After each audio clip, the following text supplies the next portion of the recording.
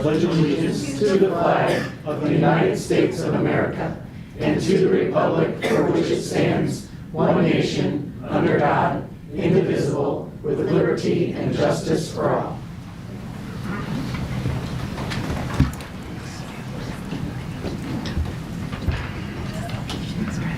Board would like a motion to approve the agenda for December 12th, 2024 as presented.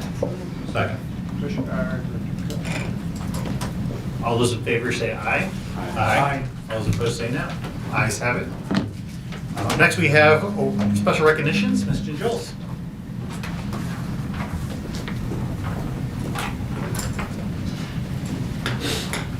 Thank you, President Bertrand. And before we jump into our official recognitions this evening, can we have another round of applause for the amazing Women's Chamber Choir from Francis Howell High?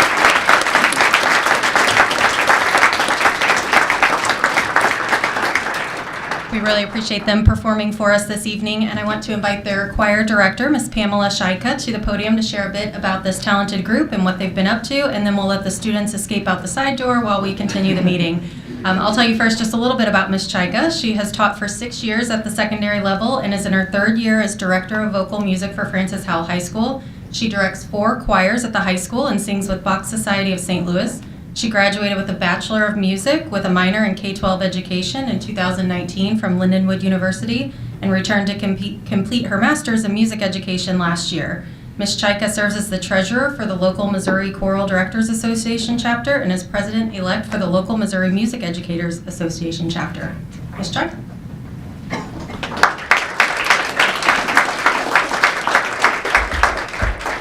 Good evening, and thank you so much for having us perform this evening. Our Francis Howell High School Women's Chamber Choir continues to demonstrate remarkable talent and dedication that truly showcases the incredible potential of our students. This ensemble that sang for you this evening includes sophomores through seniors. This evening's performance featured selections from our fall and spring concerts with 20 extraordinary students who represent the very best of our school community. Some highlights include all 20 students are on the honor roll with a 4.1 cumulative weighted GPA. 38 school clubs, sports, and activities are represented by these members. We were invited to perform at Carnegie Hall last spring with Central and North. 14 students have received a 1st or 2nd place rating at MISHA District Solo and Ensemble Contest. 75% of the class has auditioned and participated in St. Louis Metro 8 District Choir. 6 students have received all-state choir auditions with a total of 8 students across our program this year. And finally, we have 3 all-state choir participants and 1 alternate who will perform at the Missouri Music Educators Conference in January with some of the top singers from across the state. Those students are Mia Lister, Jessica Hale, Logan Liddell, and Kate Marshall. The students in Women's Chamber exemplify excellence not just in music, but in academics and community involvement. Their recent accomplishments, including our newbies learning 3 new pieces and memorizing them for this performance, make me incredibly proud. Your continued support of our students and the arts program in our districts is greatly appreciated.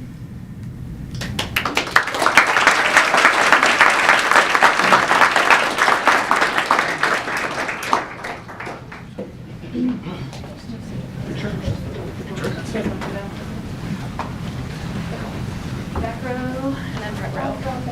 Your back row, then front row. Yep, you got it. Converge.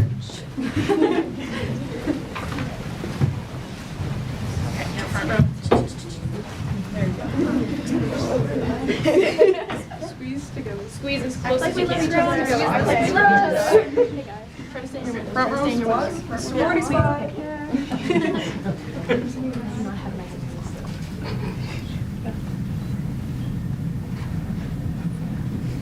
Okay, wait 1 second. There you go, there you go. I can see everybody. I can see everybody. Perfect. Okay, big smiles, everybody. Perfect. Thank you. Thank you.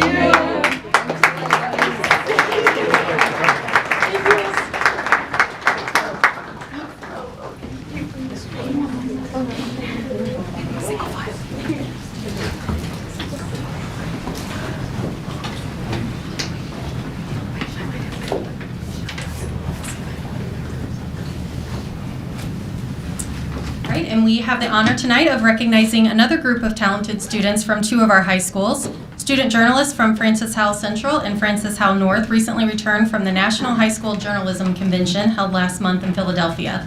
Jointly sponsored by the Journalism Education Association and the National Scholastic Press Association, or NSPA, the convention is the largest gathering of serious high school journalists and advisors. The NSPA Awards honor the nation's best scholastic journalism in a wide range of categories.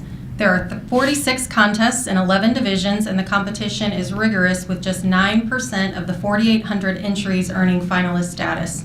Winners in this year's competition were announced November 9th during the convention, and we are thrilled that many of these national award winners are here with us tonight. Of course, we would be remiss not to recognize our journalism teachers and advisors who help coach and shape students into the amazing photographers, reporters, and media specialists you will meet tonight. I'll first invite Mr. Matt Schott, Publications Advisor at Francis Howell Central, to come forward to recognize his students. And we'll ask, because as you can tell, we have a large group, that you hold your applause until all names have been called, and then we'll take a group photo with the board before recognizing our group from Howell North. So, Mr. Schott.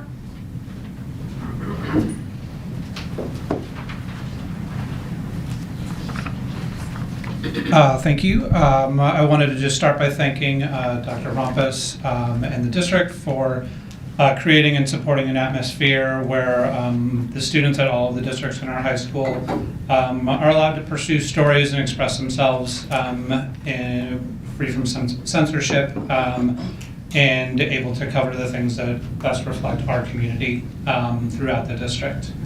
I would also very much like to thank the principal at Howell Central, Dr. Suzanne Leak, for creating and fostering an atmosphere where, again, we feel free, my students feel free to cover the things that are important to the students at our school in the best way that they know how.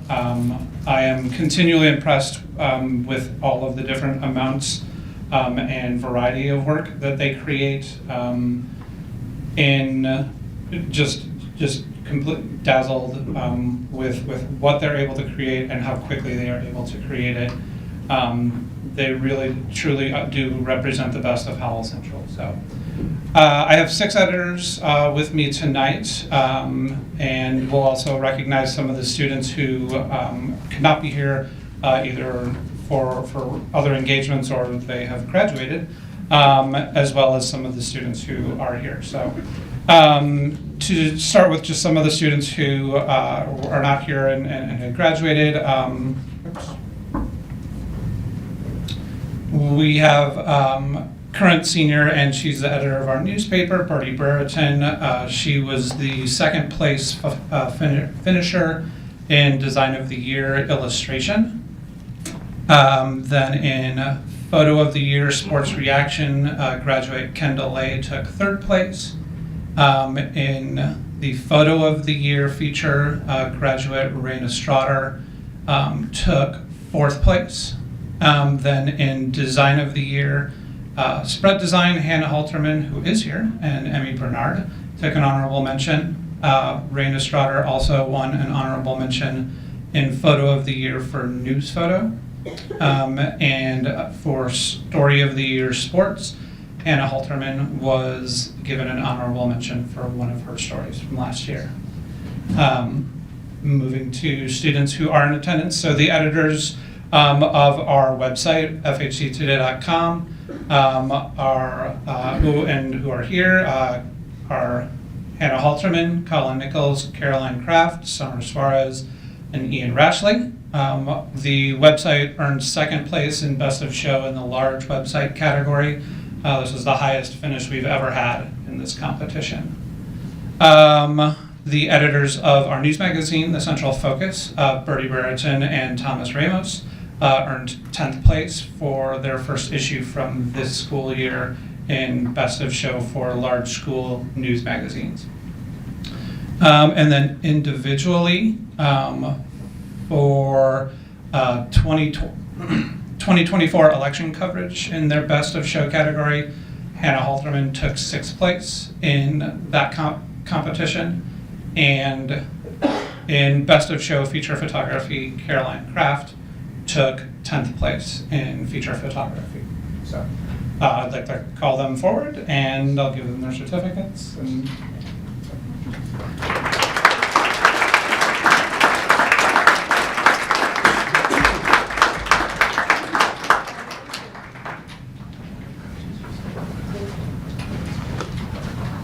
good job.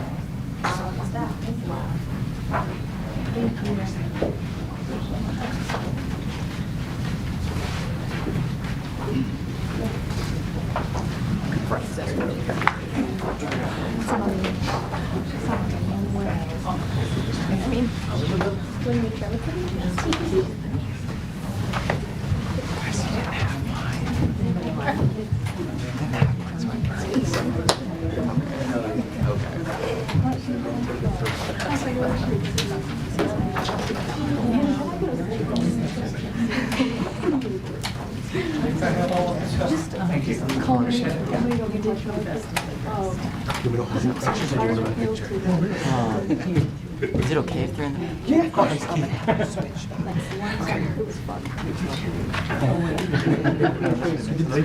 There you go. Wait, what's happening? Okay. Now you can see everybody. Perfect.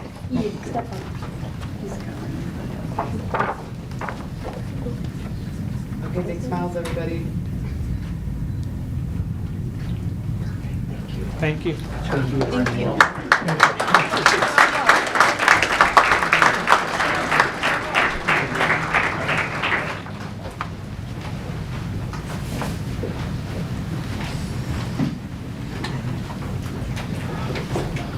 All right, thank you, Mr. Schott. And next, we'd like to recognize our national award winners from Francis Howell North. Media advisor Aaron Manfull had another commitment and could not be here this evening, but I'd like to invite Principal Jeff Fletcher to come forward to help us out with his students.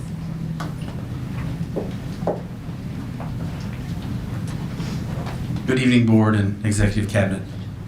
In addition to some great awards that our journalism staffs won as a whole in Philadelphia, we had a number of individual honors earned by students as well. In fact, we took 32 students to Philadelphia, and I say we. Mr. Manfull took 32 students to Philadelphia, and 22 of them earned an award at the National Convention. That is one of the largest groups of individual awards were earned at a national convention before.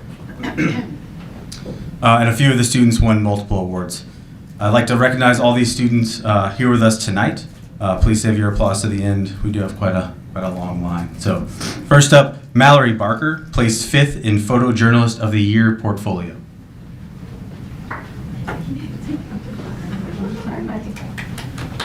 Camden Blair earned honorable mention in Broadcast News Story of the Year and earned an excellent in on-site broadcast feature story. Cherry Clark earned an honorable mention in Illustration of the Year and placed 4th in the Artist of the Year portfolio. She also earned an honorable mention in on-site editorial cartooning.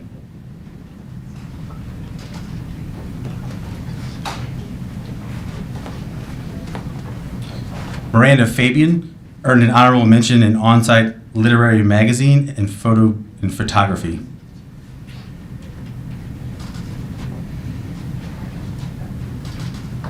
Elena Forbes earned an honorable mention in on-site yearbook layout, inside pages.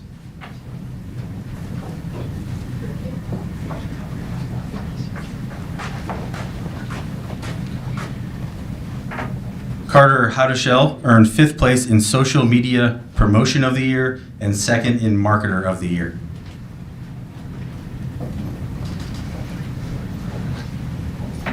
Drew Johnson placed 10th in Feature Story Best of Show and an honorable mention in on-site feature writing.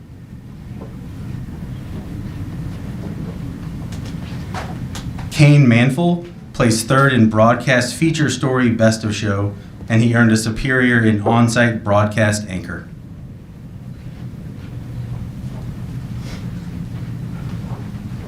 Michaela Manfull placed 9th in Election 2024 Coverage Best of Show, 3rd in Newspaper News Magazine Design Best of Show. She also earned honorable mention in Designer of the Year portfolio, 2nd in News Magazine Page Spread Design of the Year, and additionally honorable mention in on-site graphic design photo illustration.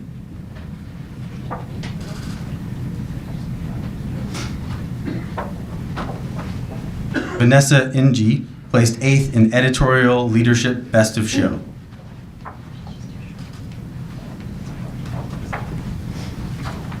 Ishan Patel earned an excellent in on-site feature photography.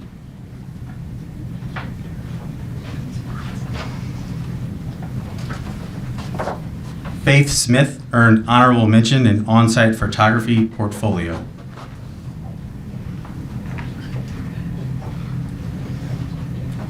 Nathan Smith earned an honorable mention in on-site video package editing.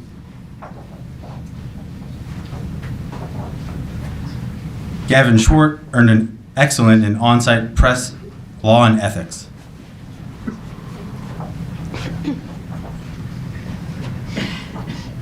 Bree Talaferro earned 2nd in newspaper and news magazine design best of show.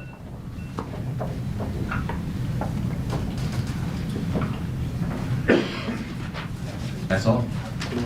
Yeah.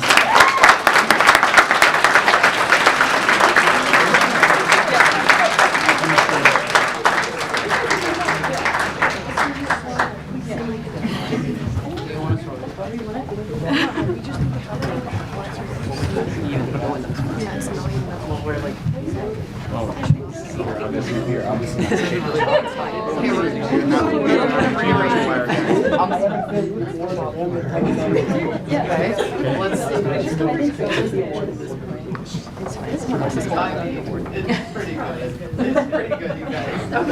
Thank you. All right, let's get a smile.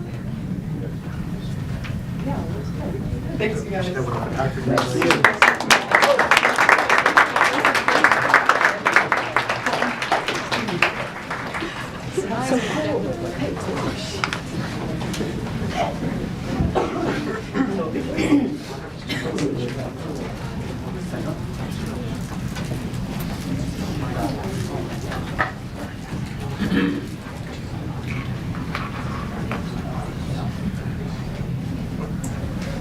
Right, and we are excited to introduce our student board representative for tonight's meeting. And as you know, and you hear me say every month, the purpose of the student board rep program is to honor and recognize talented students, elevate student voice, and provide growth opportunities in the areas of public speaking, leadership, and governance.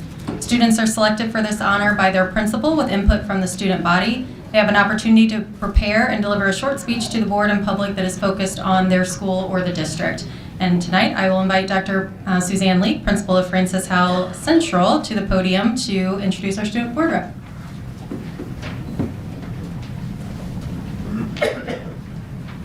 Thank you. Good evening, President Bertrand and members of the Board of Education. Before I introduce to you an amazing student, I don't know if you've heard yet, it's hot off the press. Within the last couple hours, Francis Howell Central just won the state championship in our esports competition. It's very exciting for them. Thank you for the opportunity to introduce Bryce Cash, the student representative from Francis Howell Central. He has been chosen to serve as tonight's board meeting. Bryce is here tonight with his dad, his sister, and his girlfriend, while his mom is at a work obligation and watching live stream from Chicago. Bryce is an exceptional student leader who currently serves as FHC's Public Relations Senior Class Officer. He has been dedicated student mentor for the past 3 years. In his mentoring role, Bryce welcomes new students to Francis Howell Central by giving them, and sometimes the student's family, a personalized tour of the school. He answers their questions, introduces them to their assistant principal, counselor, and teachers, and ensures that they feel supported as they transition into the Spartan community. Bryce approaches this responsibility with great pride, embodying the spirit of Spartan Nation and inspiring excitement for the school experience through his tours. When I asked a couple of Bryce's teachers about him, one teacher shared that Bryce's undeniable energy lights up any room and he can bring a smile to anyone's face. He consistently shows kindness and responsibility, which makes him a wonderful role model for his peers. Another teacher said, Bryce is a student that I look forward to seeing every day. With his constant smile on his face, positive attitude, and eagerness to learn and help in any way needed, he is the perfect example of a Howell Central Spartan. His wrestling coach shared, Bryce is an incredible young man. He is always extremely respectful to his teammates and coaches. He meets every expectation and does whatever he can to give back and support the program. In addition to his leadership and mentoring roles, Bryce has been a member of the wrestling team for 4 years and the track and field team for 2 years, showcasing his dedication and commitment to athletics. His involvement in sports highlights his teamwork, perseverance, and determination, qualities that further define him as a leader among his peers. Beyond his athletic and mentoring achievements, Bryce has competed at the state level in both DECA and FBLA. Additionally, he has graduated with gold status in the law enforcement program at Lewis and Clark Career Center. These accomplishments reflect his drive, professionalism, and commitment to personal growth. It is an honor to have Bryce represent Francis Howell Central at tonight's meeting, and we are confident he will exemplify the leadership, dedication, and school pride that define our students. Please join me in welcoming Bryce Cash.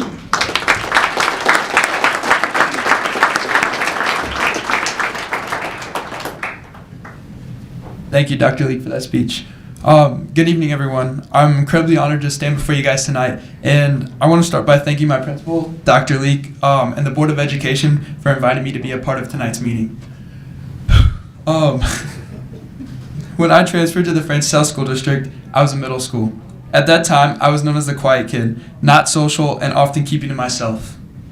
To be frank, I didn't care for school, and my attendance in my previous district reflected that. I welcomed the change when my family moved to the Francis Howell School District, but little did I know my entire life was about to change. From the moment I started in Francis Howell School District, I felt like I found a second family. The staff and students welcomed me in a way I've never experienced before. At Francis Howell Central, I quickly realized that everyone was strongly encouraged to get involved. To value the time spent there and make the best of every moment, as a freshman, I was introduced to countless opportunities that continue to shape me into the person I am today. I felt seen when Coach Cross saw me in the hallway my freshman year, pulled me inside, and told me I looked like a great wrestler. And he even encouraged me to join the wrestling team. When I went home and shared that I wanted to join the wrestling team with my parents, they showed some hesitation and we'll say they were cautiously optimistic. Now if you attend a meet, you'll see them in the stands cheering loudly for me as if they always knew this was my path. The incredible sports program at FHC taught me the true meaning of teamwork, and it was here that I discovered my love for wrestling.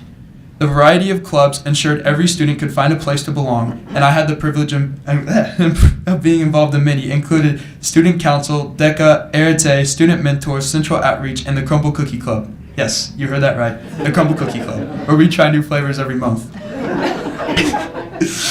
Francis Howell Central has done more than just provide activities. It has opened doors for my future.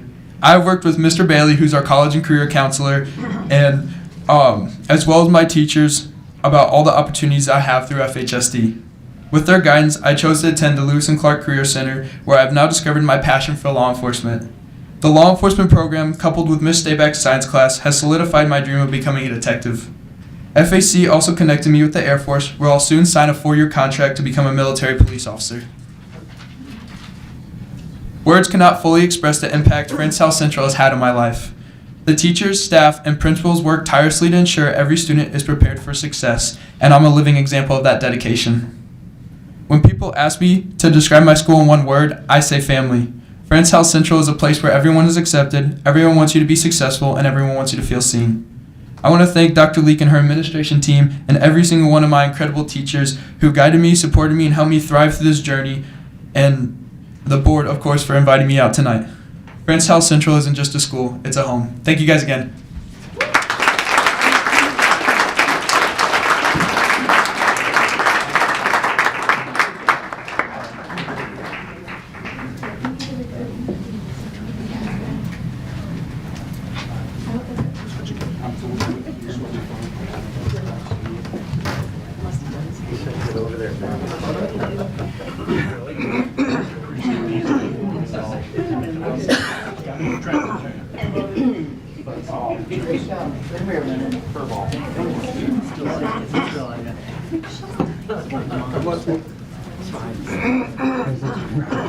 One more. Okay, everybody step this way just a little bit. There you go. Perfect. Thank you. Okay.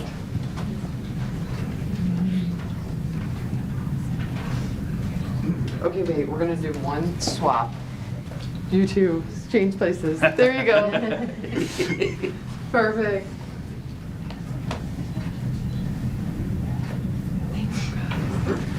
Thank you. It's great.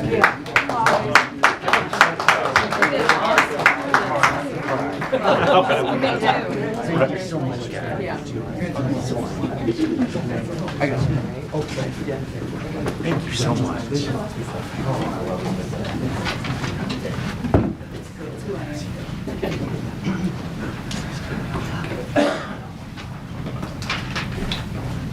So I want to personally welcome you.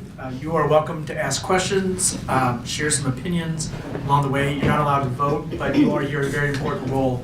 You're here to represent students, and so that we always remember what we're here for, and you're the living personal personification of that reminder. So thank you for being here today. All right, welcome, Bryce.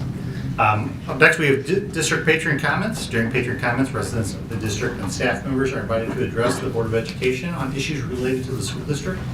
Speakers are called forward in the order of sign-up, and each speaker has 3 minutes to make their remarks. Please remember that only one speaker is allowed at the podium at a time, and combining time or giving your time to someone else is not permitted. The board appreciates that you've taken the time to come this evening, and we value both your input and perspective. I would like to remind everyone that we expect that speakers will remain civil and respectful when giving remarks. If anyone fails to comply with the board policies, regulations, and rules, we reserve the right to cut those 3 minutes short. We also ask that patrons in the audience remain quiet in order to be respectful to the speakers allotted time. Up next, we welcome Harper Schneider.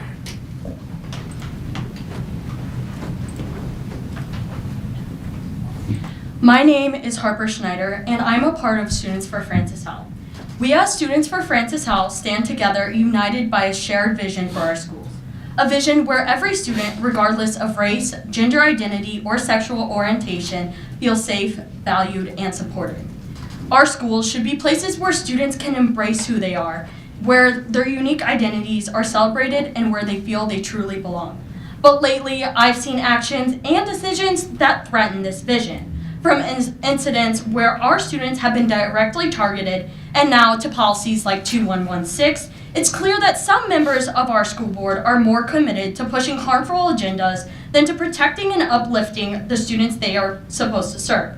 It's heartbreaking to watch decisions being made that prioritize fear and division over the well-being of our students.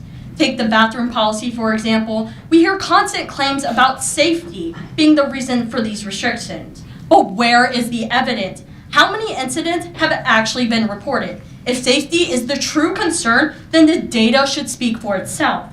Instead, what we see is an agenda that targets a small group of students, using them as scapegoats in a broader culture war. These actions don't make anyone safer. They are only further isolate and harm the most vulnerable among us. What message does it send when students can be threatened, when students are pushed when policies are pushed onto marginalized groups no matter the cost? It tells our students that their identities don't matter, that their safety is secondary to political gamesmanship. To those who make these decisions as the school board members, what are you prioritizing? Is it the well-being of every student or the comfort of vocal minority? Is it creating schools where every child can thrive or pushing policies that divide and harm? We deserve better. Our students deserve better. Francis Howell should be a place where every single child feels seen, supported, and safe. Thank you.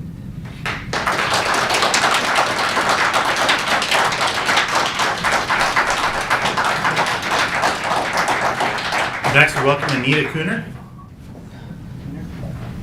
Keener. Every time. Good evening. I'm Anita Keener, a resident and grandparent in the Francis Howell School District.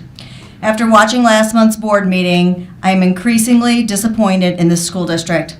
First, we have Randy Cook, Board of Education Vice President, who technically is a part of the administration and negotiations team, grill the FHSD president about a negotiated item that the district wanted. Then he proposed that teachers should add time to their schedule and work for free. Teachers already spend countless hours working for free, but to have a board member expect them to work a contract day for nothing proves teachers are not valued. Let's move on to an even bigger embarrassment. Jane Pushkar, It is appalling to listen to her give identifying information about a student to fearmonger and push her agenda, not to mention bullying our students. Leave our students alone. December 2nd, Jane went on the News Talk St. Louis STL just so she could talk about bathrooms and continue to bully vulnerable students. Jane, after you asked people to call the board secretary exactly how many people called, where is your support? Our transgender girls are being told that their need for privacy and safety isn't important. Again, how many called? On the show, Jane questioned whether or not the parents in our school district care about their children because there is no district outcry to support her horrible policy. Randy, Adam, Mark, Ron, she is also questioning your integrity. She said, all the men on the board have wives and daughters too. During the show, you tell more fear-mongering tales about student athletes being uncomfortable about bathrooms, but claim that they won't say anything because of fear of retribution. This is just more lying. Jane, please let us know where this has happened. Do you care about the students who are transgender and their well-being? Do you care if they are bullied when you go into the if they are bullied when they go into the bathroom, or do you only care about the boogeyman and Gontar's agenda at all cost? You have bullied a library worker, and it had nothing to do with bathrooms. This is a board That meeting, issue was not a the character way assassination that this you've issue turned it was the into. way they dressed. He wasn't hurting anyone. You stood up and talked about him with no regard for his safety. We need people on the board who care about our students, our staff, and our community.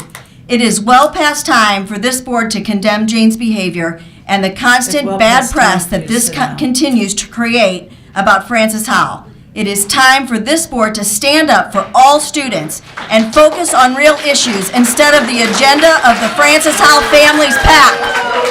Thank you. You'll hear from my attorney. Thank you, Ms. Time is up.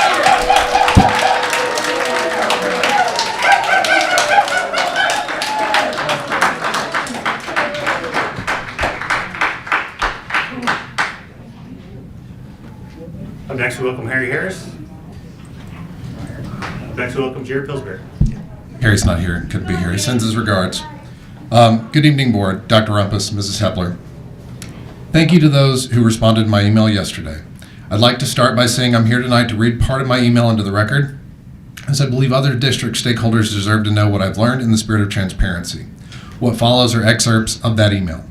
Quote, "It has come to my attention that a Wentzville Board of Director is aware of the existence of a denial letter that was sent to you from our insurance provider Music if policy 2116 is passed. I recognize this may be privileged information, known only to board and admin, perhaps in closed session, which is precisely why I'm writing to you today. It is completely unacceptable that this director, a non-resident of the district, would have this information while taxpayers in our district, are kept in the dark. As I can't show everyone the attachment, I'll read the relevant statement made on social media by that Wentzville Board Director. Quote, I was recently made aware that the Francis Howell Board received a denial letter from their insurance company Music pertaining to any litigation brought due to a bathroom policy, end quote. My email continues. If you truly support transparency, as the public is often told, you need to take steps to show your commitment to same. Also, this director has been somewhat demure. When questioned as to how she happened upon this information, I would encourage you all to consider how this information made it into either a public forum, such as the one she references, or directly to her from a source with knowledge of closed proceedings. That's the end of my email. I understand that it may not be possible to release this information, even though we all may disagree on many things. I think we can all agree it's important to be honest with one another. If the district has been given guidance from our insurance provider that pushing forward with policy 2116 means they will deny support for any litigation, then this board, which bills itself as fiscally conservative, has no business entertaining this policy discussion, as this district stands to be exposed to considerable financial risk that we cannot afford. Further, there is no data to suggest that this policy is built around preserving student safety, but rather preserving a few people's comfort. I urge you to put this policy discussion to rest by removing it from any future agendas and concentrating on real problems facing our district: teacher retention, district finance, aging infrastructure. As I close, I remind patrons that it was 1 year ago that the majority pulled their 11th hour maneuver, to remove the Black History and Black Lit elective courses, only to reverse course due to public outcry, and then provide revised curriculum which fails to adequately represent the contributions of the Black community. And to remind patrons, it has been approximately 18 months since the resolution against racism and discrimination was rescinded, and we were told a potential replacement resolution would be brought forth. As it stands, we've had no tangible update on this effort either. To the Francis Howell community, I urge you to stay informed as to the actions and inactions and decisions of this board and hold them accountable, especially in April. Thank you for your time.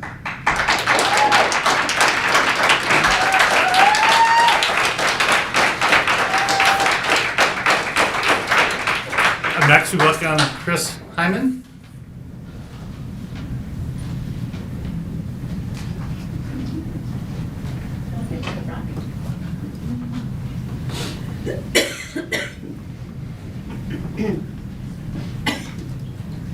Thank you. Good evening. I am here also to address Director Pushkar's comments from last month's meeting.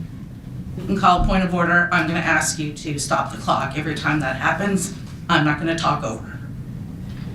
But I would like to read into the record some of her bullying. I'll start with when... Point of order, I will not be defamed in this boardroom. And I'll take my time back. Please allow them to talk. It's an open forum. Defamation of character is not allowed in this board. We good? Thank you. About a year ago, 13 months ago, she harassed me personally when she sent me an email response asking me to be publicly accountable for every assault that took place in the bathroom because I support students using any bathroom they want to, as long as they wash their hands. Directly after last month's meeting, she went on a radio talk show, defamed 4 of you, and walked right up to the line of FERPA.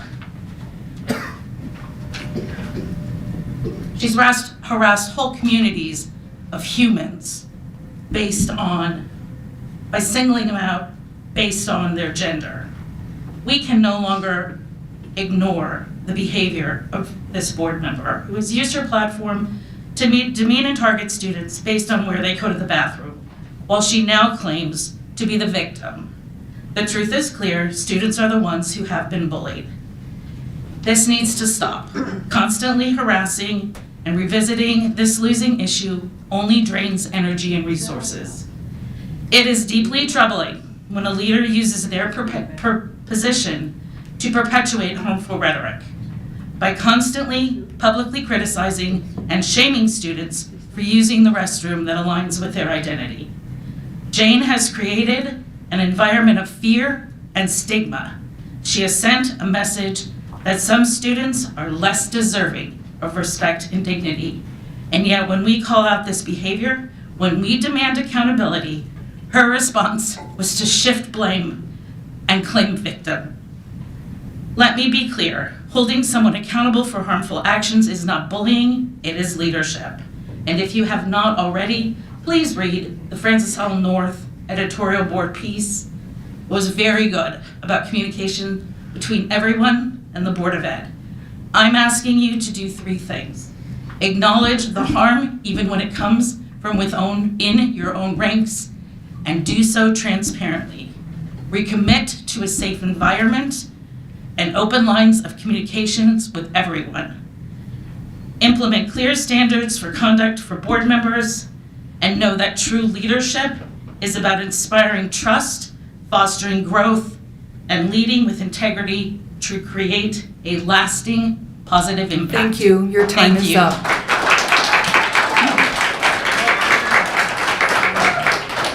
Next, we welcome Grayson Justice.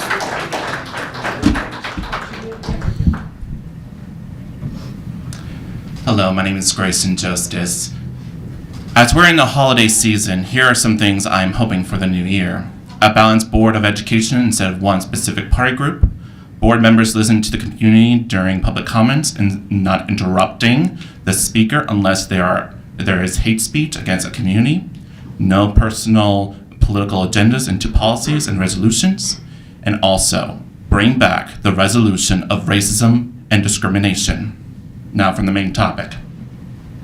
Ms. Puskar went on an all-out war on conservative radio shows on her fight for having her anti-transgender locker and restroom policy, and said that if a trans student used the only single stall restroom in the building and gets a tardy for not arriving on class on time, it's not the teacher's fault, it's the non-binary and trans student's fault. Studies show that there is no factual evidence of high-risk dangers from Ms. Puskar's claims. The academic journal, the Journal of American Academy of Psychiatry and Law, Harvard School of Medicine, American Medical Association, and the Frontiers of Sociology and King Law are some of the actual experts of this topic, and there is no link between the inclusive bathroom policies and safety risk, and there is no evidence that claims that cisgender male posing as a transgender woman to expose restroom access. Me and my community will continue to speak against this hateful rhetoric against my community that Ms. Puskar no longer wishes to listen until her time on this board is up. Finally, I want to wish everyone a happy holiday, a safe and healthy winter break for every teacher, student, and staff, and we hope to see you all next year. Happy holidays.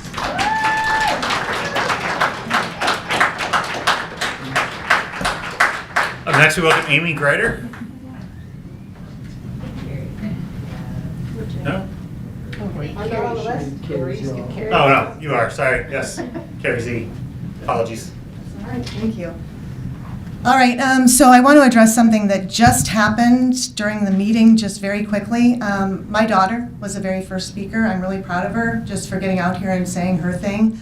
But a community member took her photo while she was up here speaking. And I realized that she's in a public space. She's doing a public thing. There's the expectation that public things happen. I expect that media would take pictures. Obviously, we're on camera right now. But it's weird. She's 16 years old. Anyways, I just wanted to say that. I didn't think that that was appropriate. I know you'll probably just call me a leftist or whatever, which I'm not, but whatever. All right, on with my speech. Good evening. Sorry for the holiday overload. Holiday was our theme today. I came straight from our project night. As we move forward, at this holiday season, it's time to shift our focus away from the divisive culture wars and anti-woke debates, and instead prioritize what truly matters: high-quality education for our students. We must ensure that curriculum resources are approved promptly and are rooted in best practices. Supporting our educators through access to professional development is key, as is reducing class sizes to allow for more personalized learning. As a mom of a neurodivergent high school student who unfortunately doesn't qualify for an IEP or 504, I think it's also important that we educate staff, students, and families about neurodivergent characteristics and implement strategies to help them learn, thrive, get better at executive functioning, all that stuff.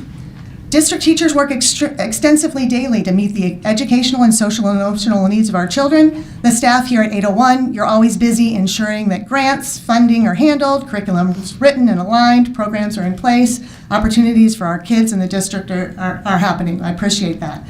While I do believe that systems should be re-examined from time to time, and the way we have always done it should be challenged, ask the teachers at North. I talk about systems sometimes. Making monthly board meetings into a microcosm of the madness that's happening in our political sphere is not helping our students advance, learn more, or feel supported. The families, Pat keeps saying there's a mandate for the conservative values due to a recent election where, yes, the Republicans did come out here on top here in Missouri. But many or most of our individual precincts in this school district has still had 45% or more of voters voting for other candidates. In our most recent school board election, more moderate candidates prevailed. Winning elections shouldn't be in a community shouldn't be a mandate. School boards should make decisions for everyone. We're looking for input. We should listen to public comments, emails, but we know that largely a lot of this is ignored. We need to move away from the division and work to include all families in our decision. We can differ on cultural, religious issues, but work to respect everyone in our policies. I'm disappointed that board members and community members have decided it's okay to share descriptions of students publicly in board member meetings, on the radio. Thank you. Your time is up.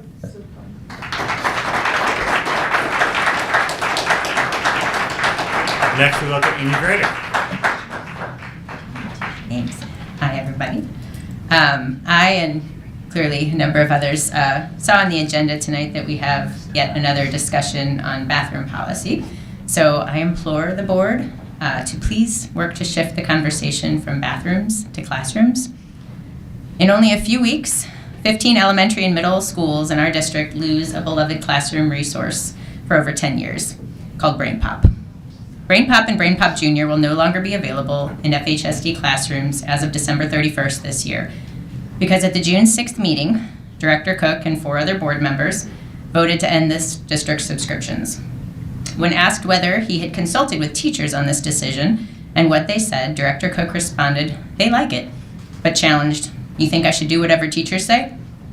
These are wildly popular, broadly used, age-appropriate digital resources used for educational videos, quizzes, and activities that support critical thinking and creativity, including skill development in computer literacy and computational thinking.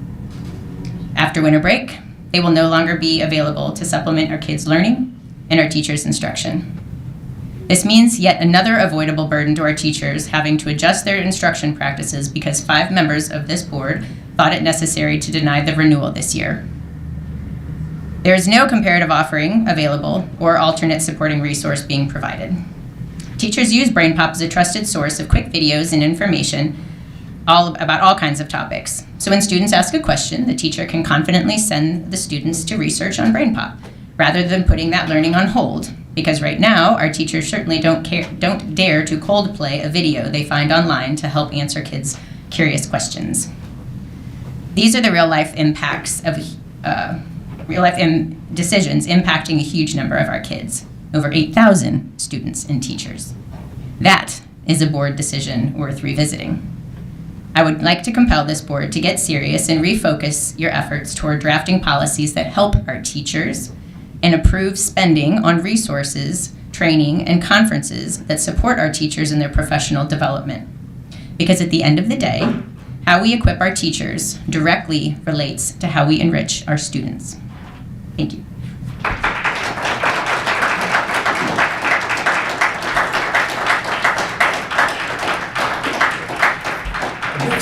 Next, we welcome Alexander Collins.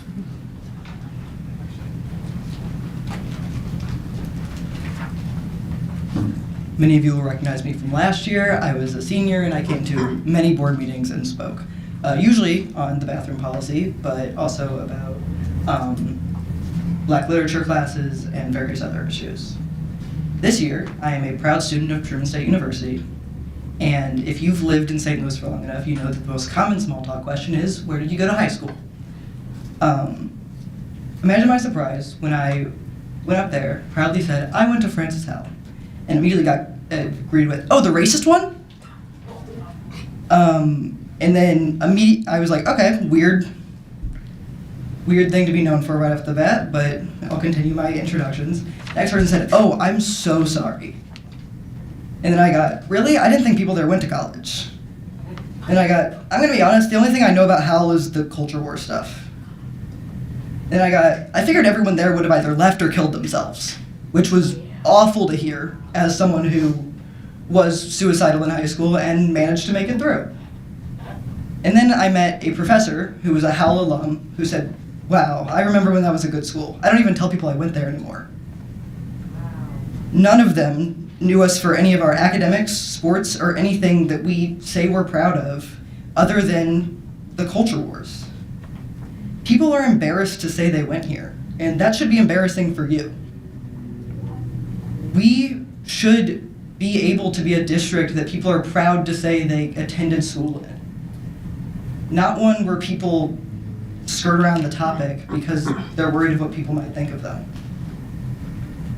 I went to college, yes, excited to not have to come up here and talk to the school district anymore, because honestly I don't like doing this.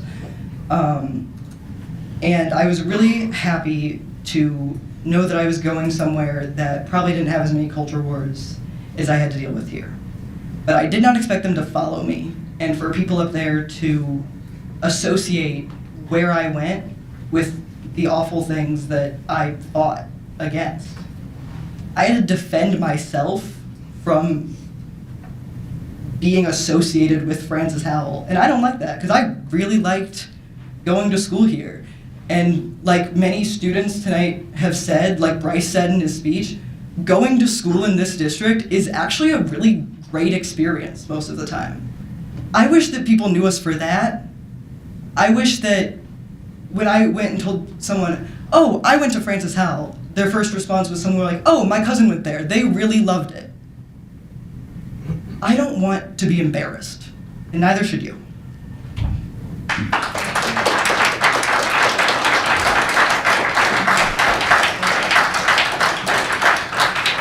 Up next, we welcome Amy G. Amy G. I'm back.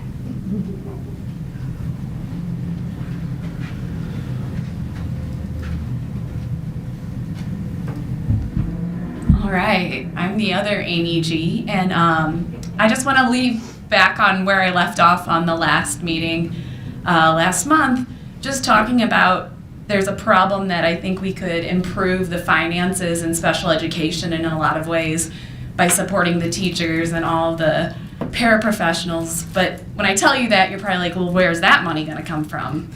But I just want the district to know that there is a way that school districts can bill for ABA and BCBA services. That's something that's fairly new. Special school district, from my understanding, has been testing the waters with it. And of course, it goes through Medicaid, so you have to be very careful. And I'm in that field where you need to make sure you're documenting correctly. But if you guys are a great school district, and I've heard really good feedback from a lot of the parents that I've worked with, I can't get too personal about that, but I think that would be something worth looking into. And maybe somebody has, but me saying this, and I didn't know if I needed to put a sunshine request in or not to be able to figure that out. Still learning things. But other than that, I kind of wanted to also go over what is a big topic tonight. And back when I was in school, which was 2005 was my graduating, but I actually graduated from Farmington, long story, but my first 2 years were at Francis Howell Central. And then I was also at Sager Middle. And I just want you guys to know that when we were in the bathrooms, there were plenty of people that were probably intersex. And as being kind of a Grand Central station for tea, I think a lot of people tell me things because they can trust in me.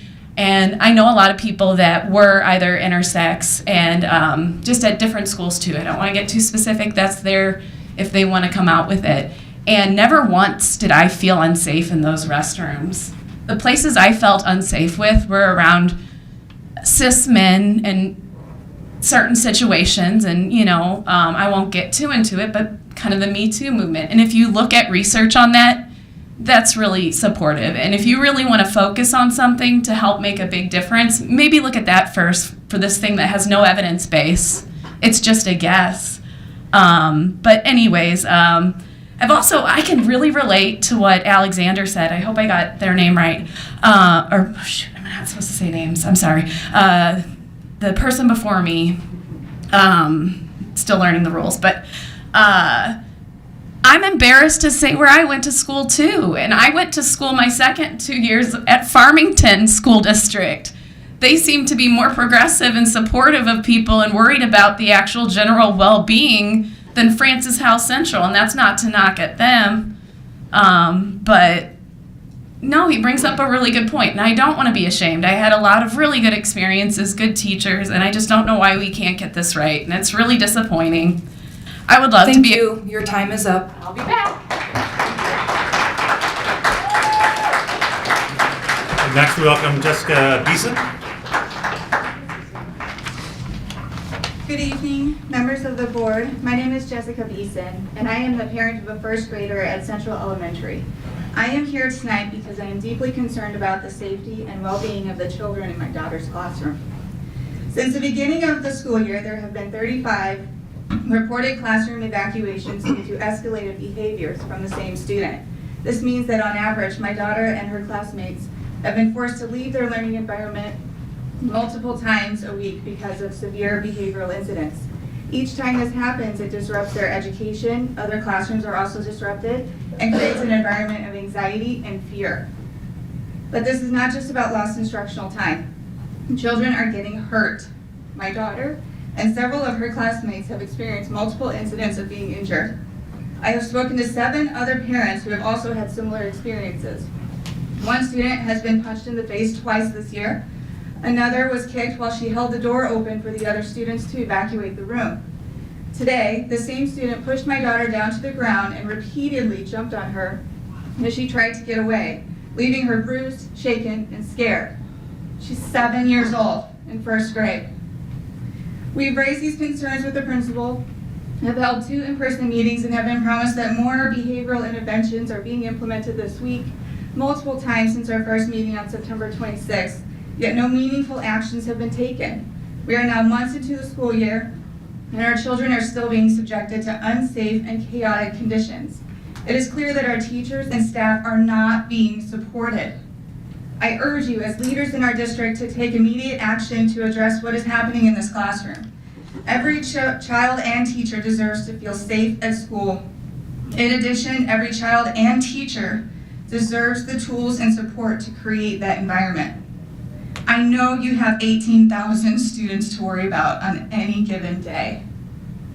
And I know that you have 1,000 more on your plate. But this is one 7-year-old little girl who is terrified to go to school. Last year, we had to kill time in the driveway because she was so excited and wanted to get to the bus stop a half an hour early. This year, we're dragging her out of bed because she's so afraid to go.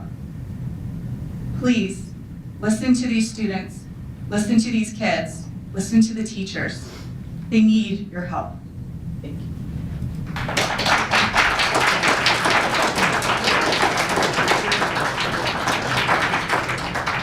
FHSD?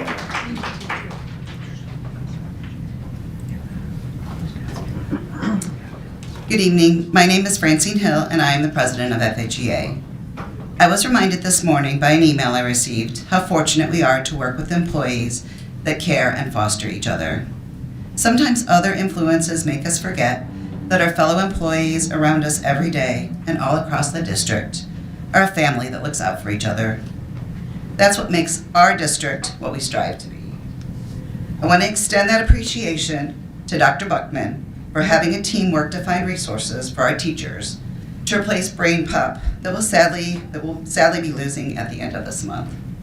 Brain Pop has been a useful tool for our teachers for a long time, and many teachers have countless lessons written using this resource. While lesson plans will still need to be modified to fit a new resource, these suggestions provided by our academic team will help. We know how many hours our teachers put into planning interesting, relevant, and engaging lessons for our students. Hours from their personal time, family life, and interests. Teachers in our district struggle to find that important work-life balance, not because someone is telling them they need to do what's best for our students, but because what is best for our students is their priority. Please be mindful that it is important for our board to remember that when you make a statement that a teacher should attend students' out-of-school activities to be a good teacher, it can be hurtful, and it's confusing. We recently saw a policy stating that teachers should only have a professional relationship with their students and not be involved in personal areas of their life. Also, some of our teachers have more than 150 students. I personally have been invited to events from birthdays to baptisms, and it's been my honor to go to every one that I've been invited to. That is impossible for all our teachers, and it doesn't make them any less of a good teacher. I want to again thank our Francis Howell North staff for continuing to strive to work for our students while this odor issue is being investigated. Those of you that have experienced illnesses due to this issue are in our thoughts, and we will continue to work for you. We look forward to working with district administration to find helpful ways to improve behavior in all our schools and build relationships with our building principals. I hope everyone has a wonderful and relaxing break. Thank you. Bispa?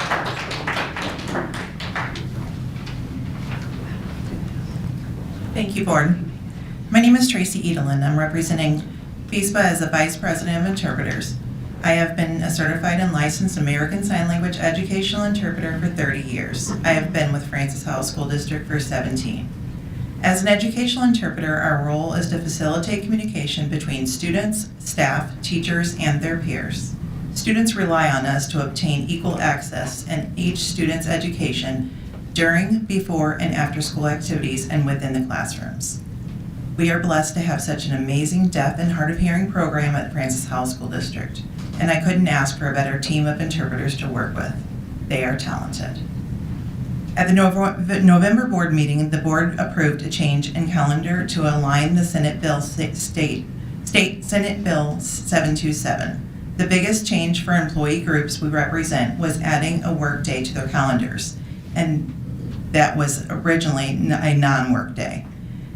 As we spoke about this last board meeting, many employees received their calendars and scheduled appointments for themselves and family members on non-work days when possible. We worry about employees losing their holiday pay for President's Day due to the change in the calendar. We would like to reiterate that we look forward to working with administration on an equitable solution for all of our represented employee groups due to this change. With winter break just over a week away, we want to thank all of our teachers, staff, and students for all of their hard work and dedication over this school year so far. You all very much deserve a peaceful and relaxing break. For our employee groups, we hope that you find the new paid days off between Christmas and New Year's Day to be a relaxing and stress-free time to spend with family and friends. This was by far our biggest improvement made at our last round of negotiations. For our year-round staff, maintenance, grounds, custodial, year-round administrative assistants, building techs, we hope that you are able to recharge with the need of using vacation time. For our non-year-round staff, paras, interpreters, behavior support specialists, nurses, and 10-month administrative assistants, we hope that the addition of these 4 paid holidays will help mitigate the increased cost of the holiday season instead of having a very painful paycheck to start the new year, as this has been the norm in past years. Thank you.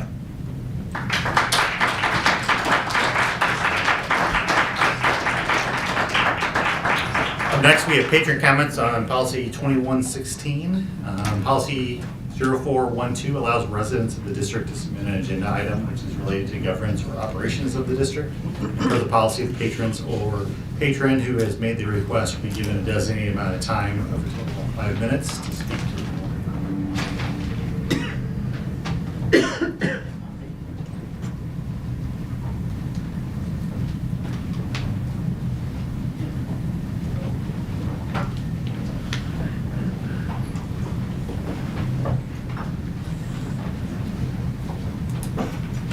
Board, Superintendent Rumpus.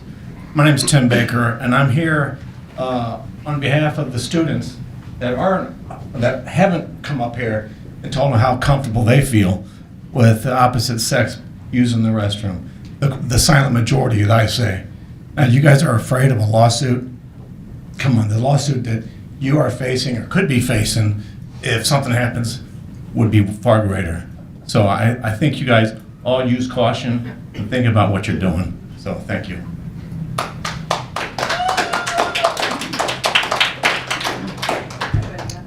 Hi, Board. David Jaworski. I'm going to read a statement to you. We have 4 minutes on the clock. Yesterday, December 11th, 2024, I submitted a formal request under Board Policy 412 seeking clarification and enforcement of the Francis Howell School District's existing posted policy related to student bathrooms. Specifically, uniform signage throughout the district's facilities indicates that each student's bathroom is reserved for students of one or the other biological sex. Nevertheless, reports indicate that biological male students in at least one district school have been using bathrooms designated as used by female students. Since district signs indicate that this is a policy violation, I'm requesting from the superintendent and the board a clarification of existing policy, including a clear statement from the district regarding when and by what criteria each student's sex may be determined for the purpose of complying with the current district signage. As an alternative to clarifying the district's current policy, which appears to rely on the district's assigning each student to one of the two biological sexes, I continue to encourage the district to adopt a new policy regarding bathroom use that addresses the reality that students do not always identify themselves by their biological sex. Such a policy is currently before the board, and there's also a policy that has been passed by the Winslow School District that has been up and in operational 1750.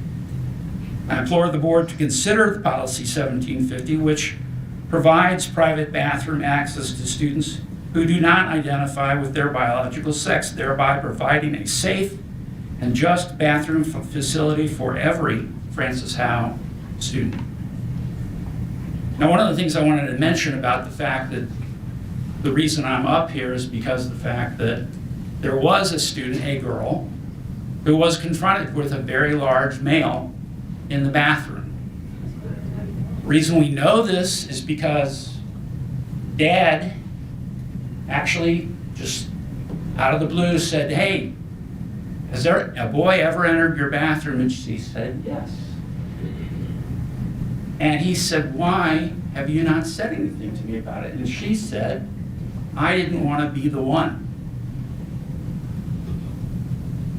The pressure that's on these kids to not speak about this is intense, has been exemplified by the previous speakers. The reality is that many kids are not reporting things because of the social pressures that are on them. And that is happening. So I'm encouraging you to actually take action on this. Thanks.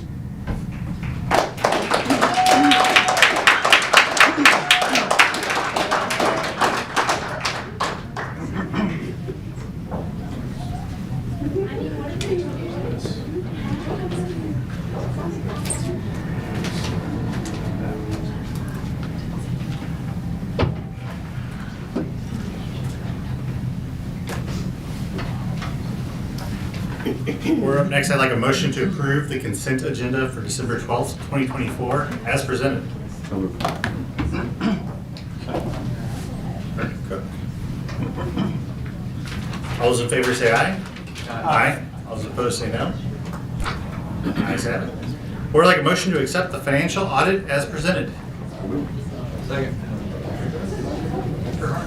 Ms. Embry. Thank you very much. This evening, we have with us Christina Jacqueline. She is a senior manager with HonCamp PC and a familiar face for us here at Francis Howell. I want to also acknowledge our Director of Finance, Julie Walsh, is in the audience, and Julie and her team performed significant work in supporting the audit. And this is the financial audit for the 23-24 fiscal year. And we've also posted for you publicly, beyond the financial audit, the ASBR, which is our annual financial report to the Department of Elementary and Secondary Education. That information, along with the board minutes indicating that you have accepted the audit, will be submitted to the department by December 31. That is a requirement of DESE. And we are very appreciative of Christina and the work that she's done for us. So thank you, Christina. Thank you, Ms. Embry. Thank you, members of the board, for the opportunity to briefly present the results of the 2024 annual audit and the related reports to you this evening. As mentioned, my name is Christina Jacqueline. I am an assurance senior manager with HonCamp. We have issued the following reports as a result of our audit: the financial statements, including the required state and federal program reporting, and a governance report, which includes a report to those charged with governance and a report on internal control. After some brief comments, I would be happy to answer any questions the board may have. The first report we issued is the financial statements prepared by the district on the modified cash basis of accounting. We performed an audit of the district's financial statements for the year ended June 30th, 2024. Our responsibility as auditors is to plan and perform the audit to be able to obtain reasonable assurance that the financial statements are free of material misstatement. On page 1 of the financial statement report, you will find our independent auditor's report. In that report, we give our opinion on the financial statements. Our opinion is that the district's financial statements are fairly presented in all material respects in accordance with the modified cash basis of accounting. With regard to federal reporting, the district continues to have expenditures of federal COVID-19 funding during the 2024 fiscal year.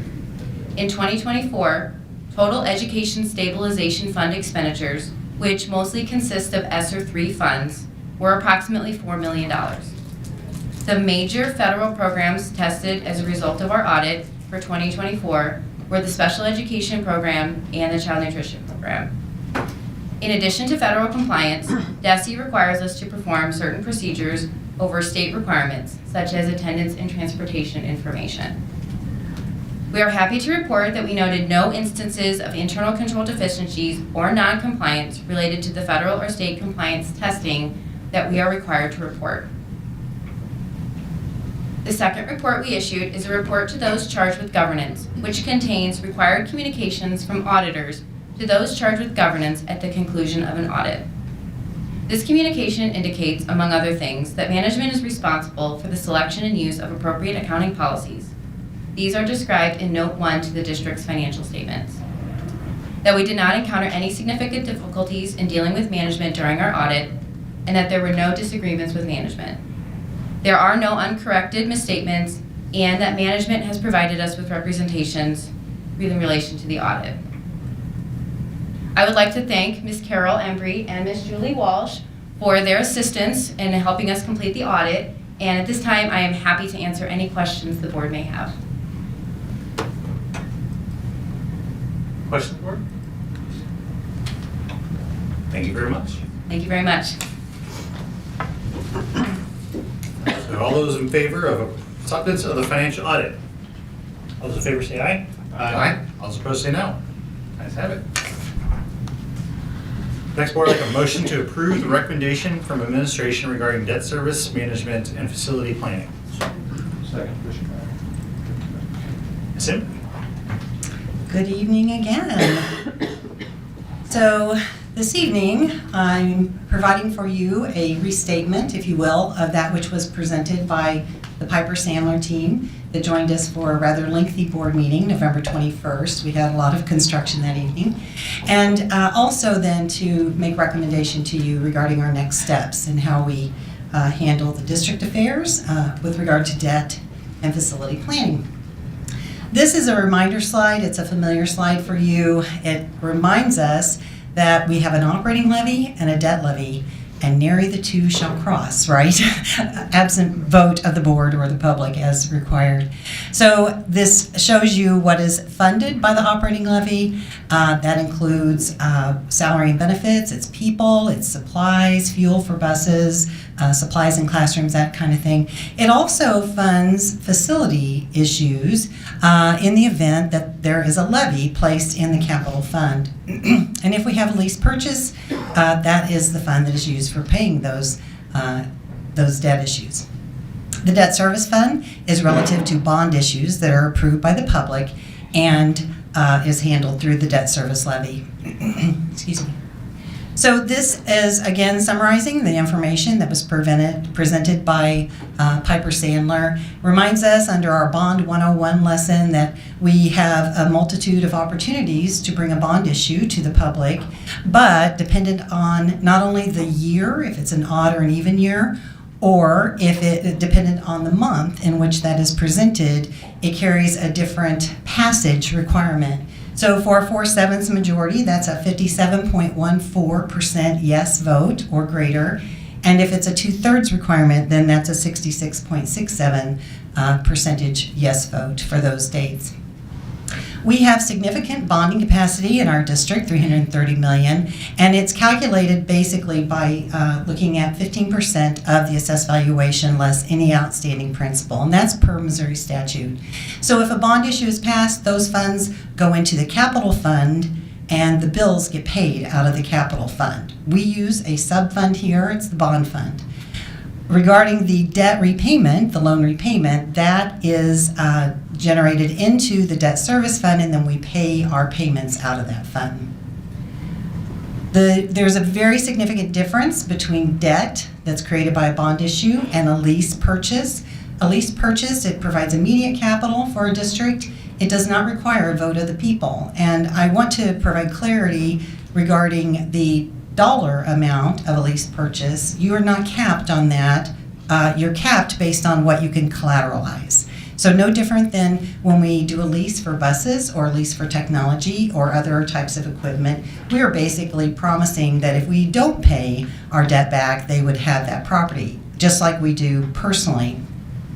So the reason I highlight that for you is that in districts where they have very little bonding capacity because they're primarily a residential community, they can do a lease purchase to deal with major building issues or even constructing a new building, an elementary school, or whatever it is that they need. And so all of that flows through the capital fund. So the challenge is that it drains the operating fund, because I showed you on that first slide, the operating fund includes the capital fund. So that's why typically districts, if they have bonding capacity, they will seek a vote of the people for a bond issue. So it's a separate levy. So for the long-range planning options, Piper Sandler provided different pathways for consideration, and you'll recall that one of those was these hypothetical future bond issues that would generate $555 million over the 12-year period. And it considered future assessed valuation growth. It also created a financially sustainable plan, and it also could allow then for a reallocation of 12.5 cents from the debt service fund over to the operating fund to support operational needs in the district. So that was one pathway. The other pathway was basically to pay existing debt off early. And currently, the way our debt is structured, we would see our levy ebb and flow. So it's currently higher, and then it would need to drop and then come back up. And so most districts, most actually taxing jurisdictions, they attempt to create a flat levy that does not cause major swings for our patrons when they receive their tax bills. And so that's part of the strategy when we're structuring debt. So for our, I have this additional information, just to provide context, and again, Brent Blevins and Joe Kinder covered this information, but historically, over the past 20 years, our operating levy in Francis Howell has been as high as 4.7135 cents per $100 of assessed valuation. We're currently down to 3.4191. I acknowledge that part of that is due to the growth in assessed valuation in the community. We are the lowest in St. Charles County, and the debt levy has remained steady at 67.13 cents since 2004, the 2003-2004 fiscal year. Part of the presentation included an awareness piece that, as of the information that we were provided by St. Charles County, we can anticipate lack of future revenue growth of $743,000. That's if no additional applications are received relative to Senate Bill 190, but they can still continue to receive those. And when we'll really be provided the official data will be September of 2025, when the debt levy is set, or the operating levy rather. So that is summarizing all that information that we received November 21. And as administration continued to reflect on the options before us and identified early on that we don't have an updated facility master plan in the system, we determined that going either of those ways was not the proper direction to take at this time. So our recommendation includes that we continue to monitor our operating fund trajectory. We know that someone might say we're conservative. I might offer we're being realistic. We don't have financial institutions tax budgeted within our operating fund trajectory because it's very unreliable, very sporadic in terms of the dollar amount. And if we embed that into the operating budget, we might become dependent on that for our regular operating costs that are recurring, and then we would not be in a financially sustainable situation. So we discussed that during one of the meetings, that we would budget it after we receive it, and we should know coming up in January if there will be a windfall of revenue coming to us this year. We do need to understand the real impact of Senate Bill 190, and we also need to continue our review that we've committed to of all potential reductions, but also identifying all of our needs. Then beyond that, we do need to get some updated demographic information. We know that the information received previously has expired, if you will. We've seen that what has occurred is not what was projected in that data. We need to have a clear understanding of our student populations and the capacity of our buildings so that we can make solid recommendations. And part of that would also include engaging Hollis & Miller, the new architect for the district, to provide an updated facility master plan. They would be helping us identify future bond issue needs so that we don't have this hypothetical $555 million idea. And then based on those recommendations, we would also, as I've shared with you in previous conversations, we would want to really develop out that scope, get solid estimates, including inflation, for all of our needs so that we have real great estimates for moving forward. The last item, number 4, is that recommending that we engage with Piper Sandler so that we can pay off debt early. It's called a defeasance when you're dealing with public debt in public schools, and so that would be part of the recommendation. Happy to answer any questions if you have any. Thank you, Ms. Embry. Always do a great presentation. My question has to do with the lease purchase situation. Does that in any way, what's the downside of that for the district? Does that limit products or services that we can avail ourselves of? What's your general? Definitely that would occur because it places a demand on the operating fund.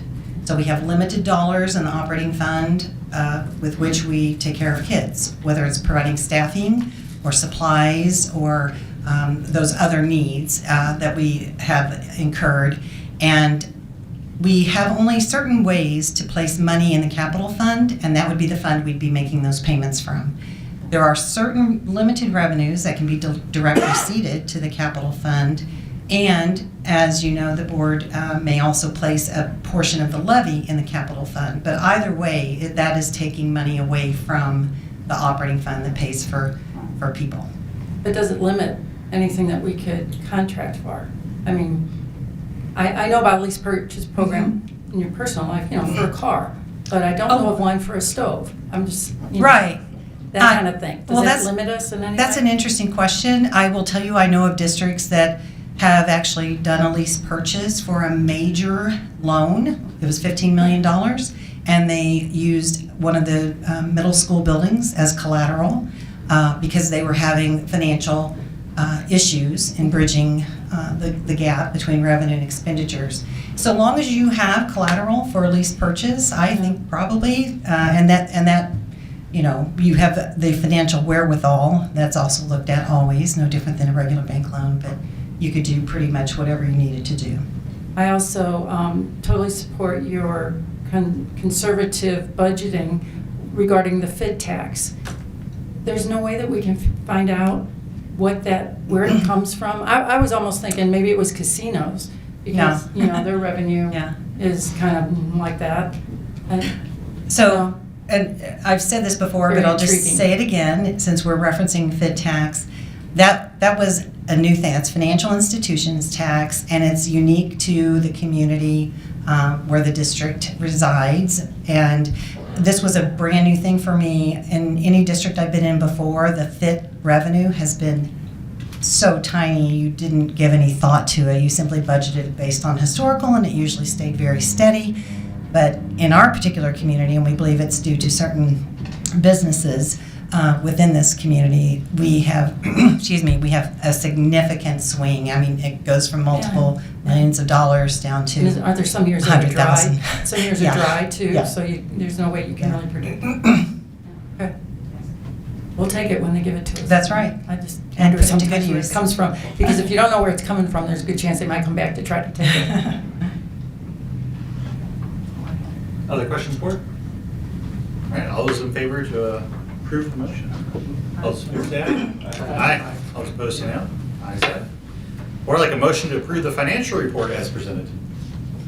Thank you, Commissioner. We got a coverage on your Ms. Embry. Okay, so we just have a few slides, and when I say we, I do mean my partner, Julie Walsh, our Director of Finance. She's doing a fantastic job. As a reminder, she started in that role July 1, but she's been in the department working steadily and has great foundation for us. So for this evening, I'm going to comment about our budget amendment and transfer. It's fairly limited. Also, the operating fund trajectory, which is our norm, to cover that, and then just a quick update on a few finance and operational focus areas. So the revenue is not changing, and as you recall, we brought a significant budget amendment to you last month. And the expenditures, though, I want to walk you through this because all of the expenditure budget increase is relative to the music insurance bill. And music is that consortium that we have been a member for, I know, for at least 35 years. There are a number of districts in the area that participate in that. They provided us with preliminary information that we brought to you in September, and that was when we sought approval from you that we move forward with the music insurance program.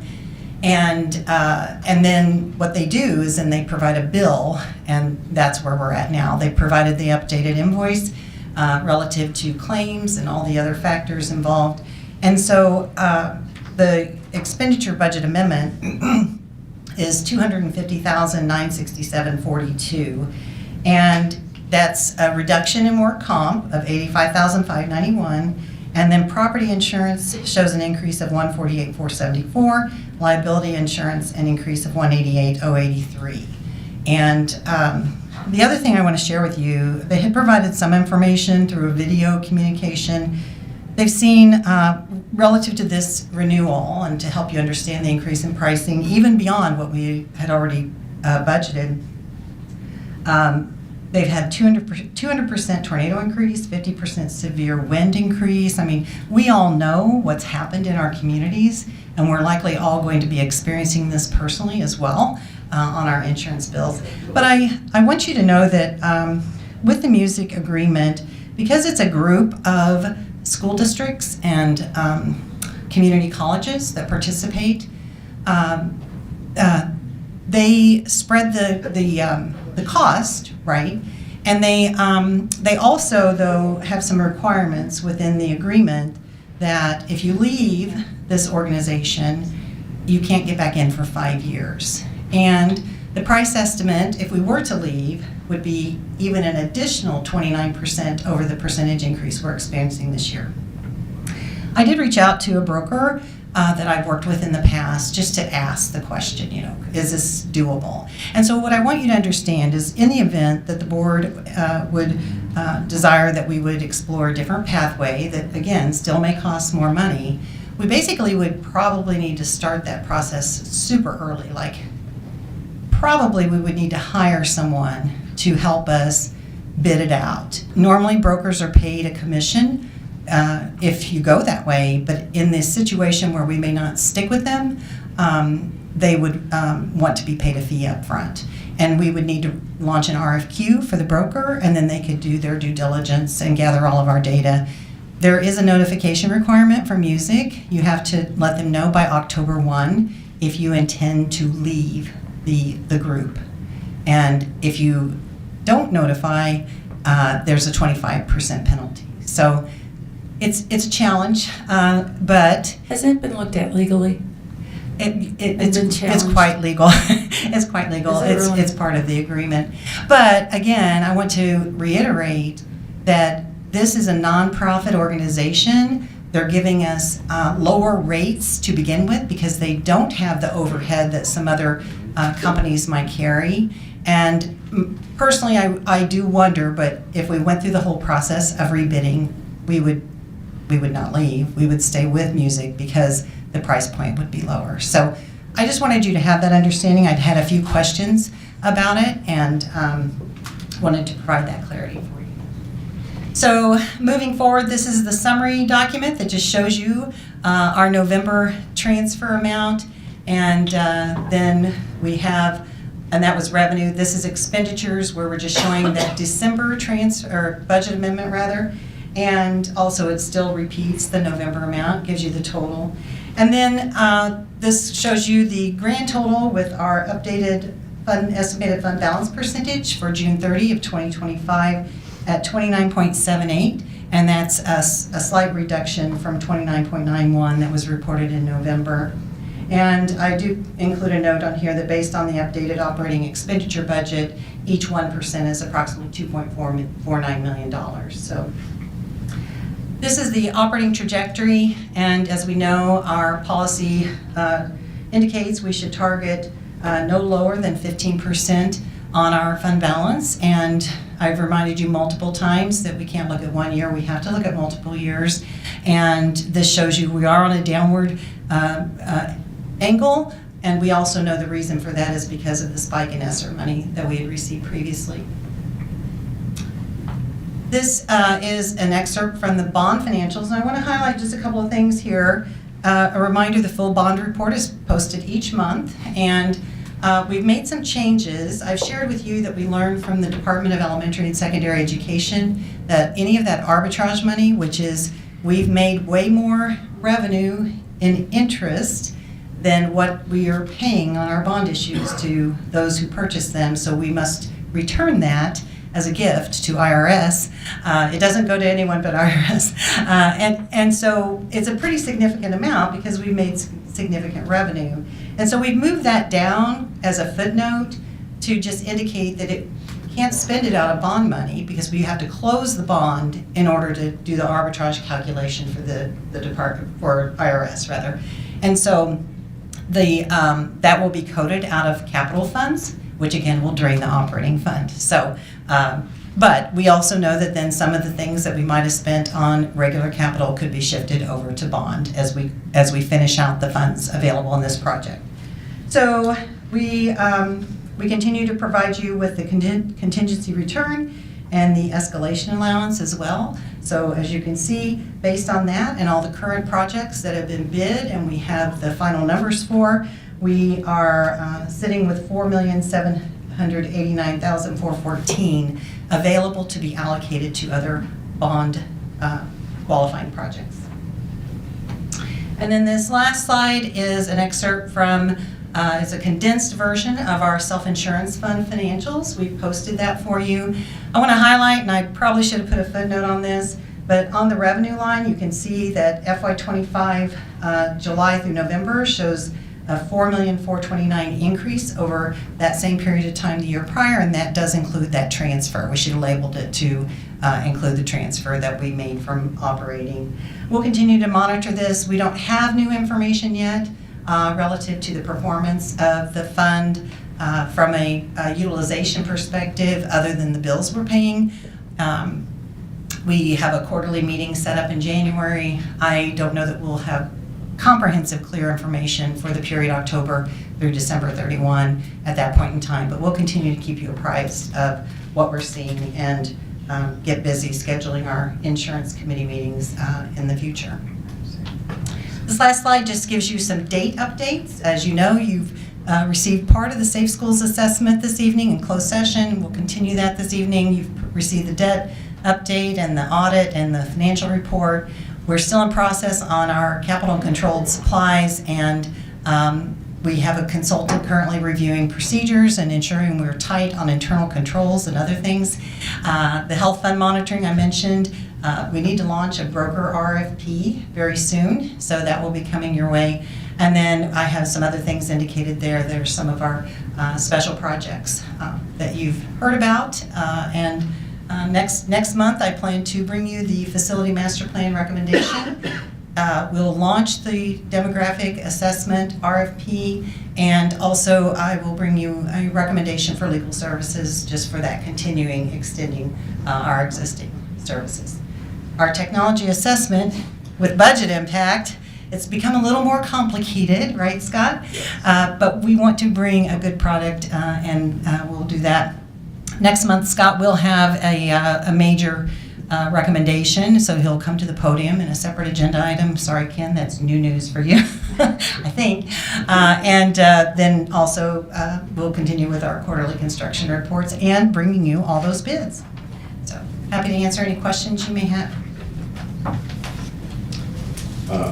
Scott, I think we hired you to not be complicated, so. That's right. Can you go back to slide 8 for me? Maybe. Oh, look. There you go. Is that it? Yeah. Okay. No, that's not. Oh, I'm sorry, I couldn't see the number. There we go. Yeah. I just wanted to. So of the 4.789 million, that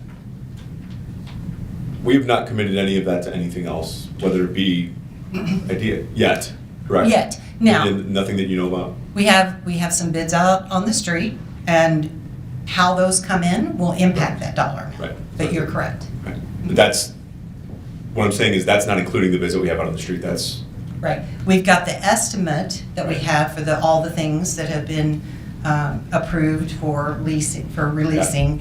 And then as we get the final numbers in, then we shore up. If you go to the primary financial document, you see where we go in and modify that amount. right.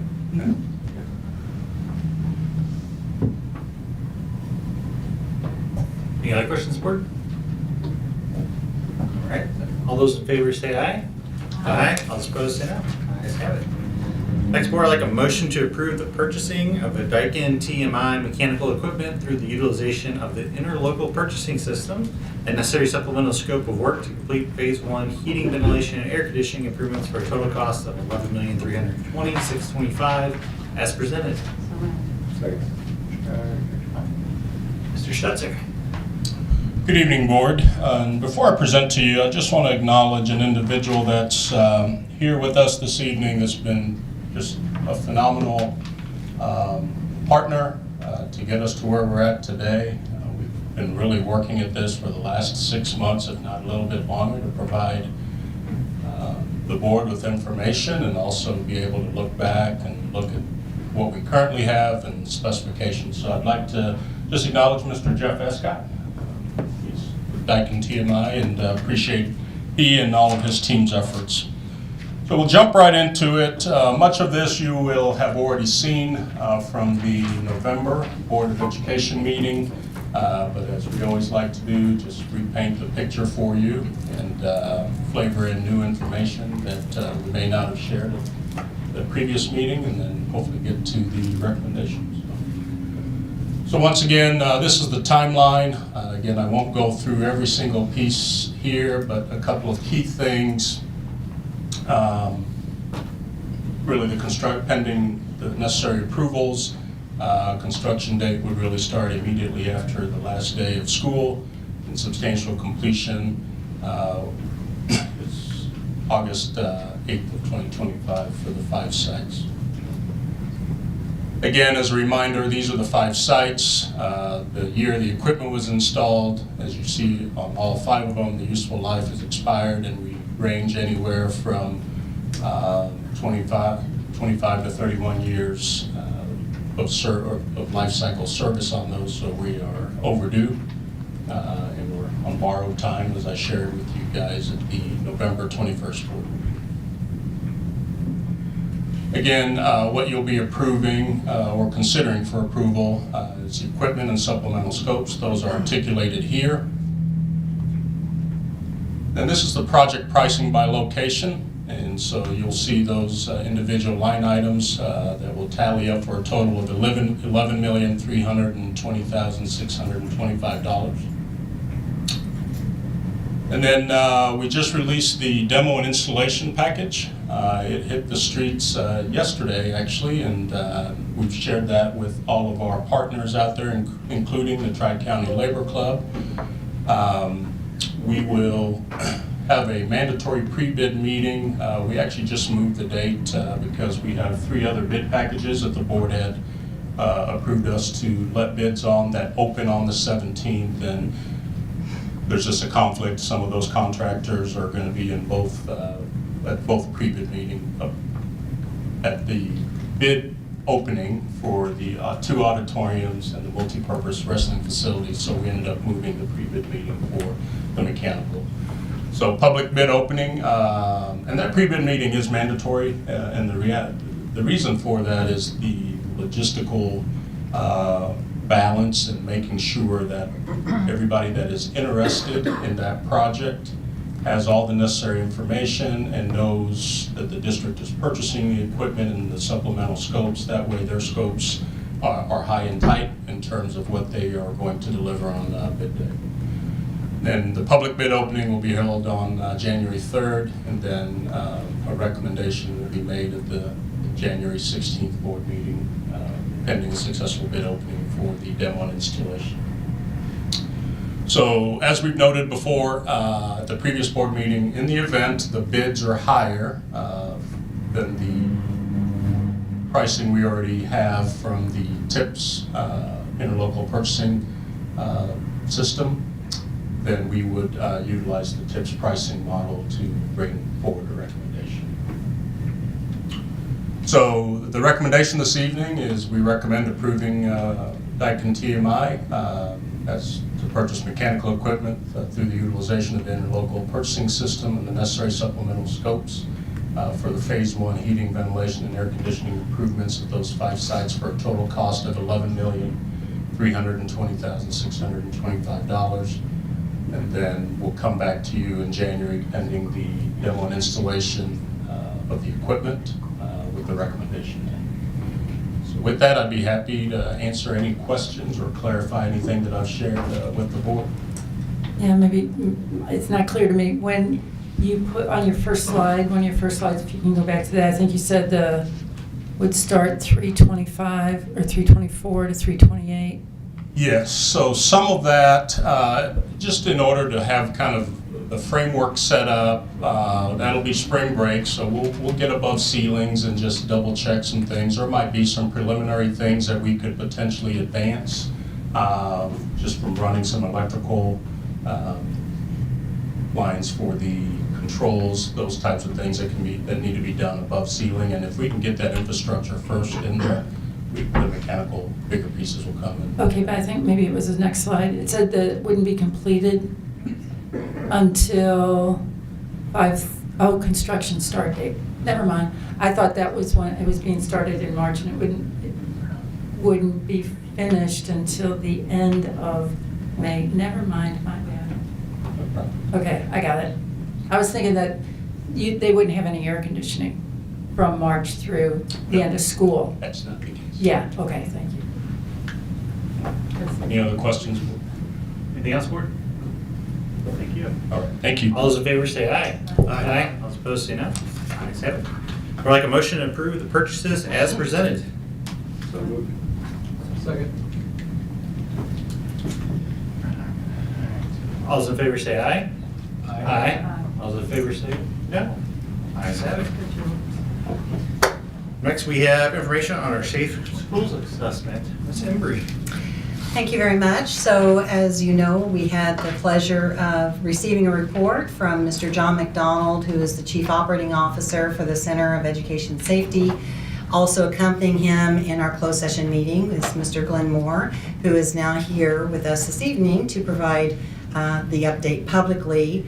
The report will be posted after delivery of the information here publicly, and this is regarding threat assessment, suicide risk, and mental health responses, and where we stand as a district to ensure we're keeping our students and staff safe. So this gentleman has vast experience, many years, decades of experience in terms of threat assessment. He also is involved in social work, and he brings vast knowledge for us in the assessment that he conducted. I want to thank our principals and other leaders who were involved in the review process with him, and I'll turn it over to you, Mr. Moore. Thank you. Thank you. What I'm going to present is based on the findings we had overviewing mental health process, suicide response and prevention, threat assessment, as well as trauma-informed approaches through the district. We looked at all of those with the lens of safety and how they provide for that in the district. In our review, what we identified was that your district is far above what we typically see. What we mentioned in closed session was that oftentimes when we're asked to assist a district, it's after a crisis has happened. And when we have a district, it's rare that we have one that is preventative and brings us in beforehand to try and improve process. So we were not only happy to see that, but we also acknowledge always that safety is a process. It's always ongoing and evolving based on trends and different aspects of school safety that change continually. The factors that we noted were threat assessment. The process that was implemented in Francis Howell School District is the newest among the different procedures that we mentioned, such as trauma-informed practices, suicide prevention, etc. With that, there are always a bit of growing pains and development. However, the district is on track with their efforts, and what we identified and what I'm going to mention were isolated incidents that we typically see, and were minimal compared to what we typically see when a district is implementing a new process such as this. Some of the things that we noted, when we look at threat assessment and threat management, one of the keys is reporting and getting the reporting in and having that worked on quickly. We talk about, as a flaw, something we call report latency. So if there is a delay for any reason, that can be a significant danger. So having those open lines of communication and reporting procedures is imperative. One thing that was noted in some of the buildings was because there are a lot of English as a second language speakers in the community in the district, sometimes there are barriers to reporting based on the language concerns. So we made some general recommendations as far as posting things in native languages to some of the speakers that are common in the district and having those procedures in place so that the reporting process is known to all members of the community. Some other things that we noticed, there were, the districts are doing really well with implementing the process, but there is a need for continual training with that, and this is being done. But there is a concern of bandwidth in terms of with a new process, there will be surges, as we see sometimes when there is a school tragedy. We see a kind of a contagion effect that can happen. And also, when you start a new process, it will be used more. It doesn't mean your district is in more danger. It just means the process is being used, so you'll see more threats actually emerge. With that, it will require more bandwidth on your part of your staff. So they're going to have to respond accordingly, and that can be a bit of a burden to the district as a whole. So what we recommend is monitoring that and being ready to adjust with any needs for personnel, et cetera. In terms of looking at your overall mental health process as a whole, you have a very robust system with using leading practices that are recommended. One thing that was particularly impressive was Westwood Alternative. The staff and the ratio of personnel is exemplary, and it's a program that we look at as kind of a model. So when we see things of that nature, it's something that we can share with others. And what they're able to do through Westwood is very impressive. So a lot of what we saw was very beneficial, and what we worry about when we see really good, strong safety procedures is sometimes the emphasis loses a little momentum. So we want to encourage that support for those different procedures that are in place, and the training that goes along with that. We gave some recommendations for continuing education on the threat assessment realm, especially buy-in among the community members too, because a common thing that we see is with the case management that's necessitated by that, we often, it's new and novel, and sometimes it takes a little bit of education of the students and stakeholders and community members. So we did recommend a few different training methodologies that could complement that. One thing that was mentioned too is behavior support specialists are utilized in the district very effectively. However, this is a position that is difficult to fill sometimes. It's a lower paid position that serves an essential role, and with that, there can be a lot of recidivism because it can be used as a stepping stone position to other roles. And but from speaking with building administrators, it's been an essential part of the mental health process. So the support of those positions can prove to be very valuable. The bottom line of our assessment on the mental health side was to continue to support what is being done. You have a lot of collective institutional knowledge in your leadership at the district level and at the building level. Something I mentioned earlier that I want to repeat is that typically when we interview people at the building level, we don't see the same shared knowledge that we did when we spoke with the building level leaders at Francis Howell. They all collectively had that level of knowledge to be able to know the process and support the people under them and what needed to be addressed, and that was obviously very impressive. The other thing, just again to repeat, is that your building level leaders, they're very good at managing the personnel and the resources that they have, but be cautious with any type of surge of activity or evolution of activity in terms of safety, and listen and heed their advice if they need assistance in different realms. For example, something as simple as the behavioral support specialists and filling those positions can really be critical because it's an essential piece. If those lapse, you have one of those layers of safety can be compromised in a way that's sometimes very surprising. So our overall assessment on the mental health side, extremely positive. On the physical side, that was discussed in closed session, that for safety reasons holds there, but we always recognize that it's a process with safety. It's always an ongoing and evolving process. So we're always willing to support and assist in that, and we're happy that we had this opportunity to assist. I'll entertain any questions. Questions, board? Thank you very much.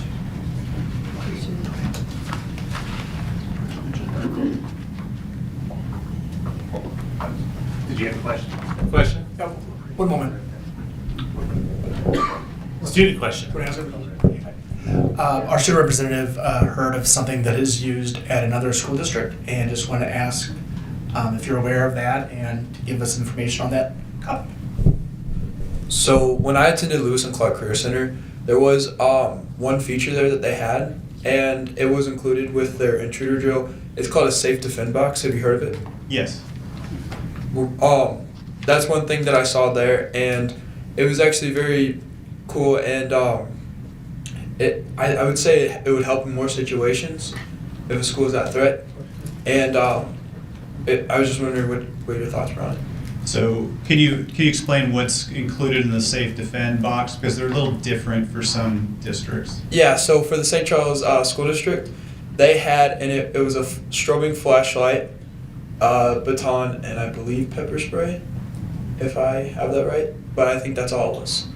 But it was activated by a staff member by their fingerprint, and if any other student tried touching it, it would notify the office immediately to know who the student was.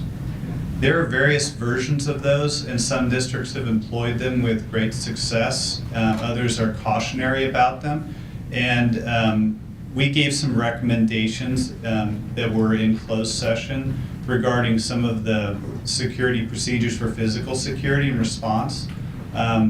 So I can't unfortunately share those, but in general, security is somewhat cultural too, and based upon the needs and response capabilities of the jurisdiction that you live in.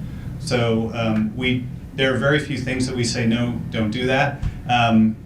They all have a place depending on where you're at. So the recommendations we gave were the ones that we thought would be most appropriate for Francis Howell. Thank you. Thank you. Thank you very much. Next, we'll have a Francis Howell North update. Ms. Embry. Yes. So we know that this has been a popular topic, if you will, of late, and we wanted to help you understand all the work that has been going on behind the scenes. And so I'm inviting up to speak Matt Frank. Matt is a project director with S.N. Wilson, and he has developed a presentation to provide you and others in the public with an awareness of the steps taken. Matt works collaboratively with our Director of Facilities, Salim Stetzer, and other engineers and multiple teams of people, and so we appreciate you coming today, Matt, to provide us this update. Thank you. Great, thanks, Carol.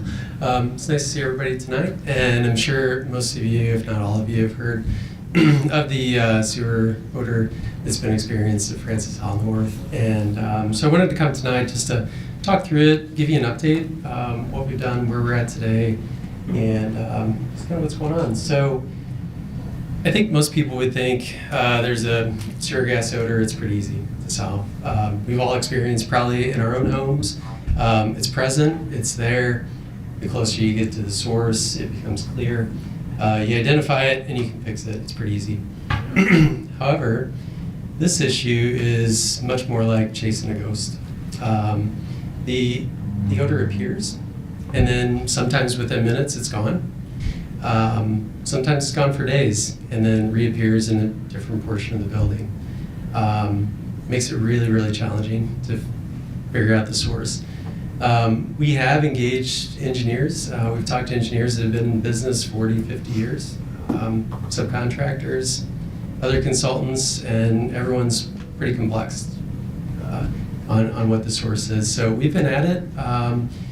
The first documented issue of the smell was on November 6th. We heard that there was a smell problem. We came out right away. We have a superintendent on site full time, so he went to investigate. We dug into it, and that's when we started talking to the engineers, subcontractors, et cetera. And it appeared that day and then was gone for 5 days. Didn't come back. Till the 13th of November, it reappeared. And we, again, dug into it. Then we thought, okay, this is a real problem. It's back. Let's figure out what to do. So we talked to the engineers. What we felt was probably the problem was the kitchen grease trap. They can often be smelly. They require maintenance. It wasn't due for maintenance yet, but we thought, okay, some of the source seems to be coming from the grease trap vents on the roof. So we had a company come out. 11/19, the smell was reported as being present, so we had the company come out. They cleaned out the grease trap. The smell disappeared. It was gone. We thought, okay, great, it's fixed. No issues there. From 11/21 to 12/1, no smell. We thought, okay, it's fixed. It's been a week, Thanksgiving break, everybody goes, they come back on December 1st, and the smell, the odor reappeared. Thought we had it fixed. So we got a hold of the HVAC controls contractor, thinking that the smell is maybe coming in through the rooftop units as part of the HVAC system. We dialed the outside air intake down to minimum, code minimum, to reduce that likelihood. Seemed to help. Really no reports of smell again. And really the smell went away from 12/3 to 12/10. There was one day in that time period where we got down into 18-degree temperatures that night. There's a bit of an issue with the air handler. It was the first time they experienced cold weather of that sort, so the controls contractor was manipulating it. It created a negative pressure environment in the building. The smell was present that day. We turned the air handlers back to normal operation, smell went away. So we did on 12/4 find a plumbing vent in the men's restroom in the auditorium that had a break in it. We fixed that. It was a very local smell, but somebody reported it. And that was kind of that sewer smell that's easy to find. It was reported. We went to it. We found it immediately. Fixed it that day. It was done. On 12/11, which was yesterday, our superintendent that's on site thought he would call City of St. Peter's and just see if they can help. So City of St. Peter's came out and cameraed the sewer main on the west side of the building. and did find a clog in the sewer main. So today, we had a hydro, basically a hydro pressure service come out, and they broke that clog free in the sewer main. And then we also did find a break in a small vent in a nurse station in a different area of the building today. Totally isolated issue. It was reported a smell. We cut a cabinet open, found a break, fixed it. So that one's done. Some challenges with this, like I mentioned early in the conversation, it's kind of like chasing a ghost. Smells intermittent. It is infrequent. It appears in different areas of the building, only on the west side of the building, never on the east side of the building, but sometimes in the commons areas, sometimes on the second floor, sometimes on the first floor, so it makes it really difficult. We haven't been able to reproduce it intentionally. If we could make it happen, we could solve it easier, right? But we can't reproduce it. And like I had said, it's often not there for days and then suddenly reappears.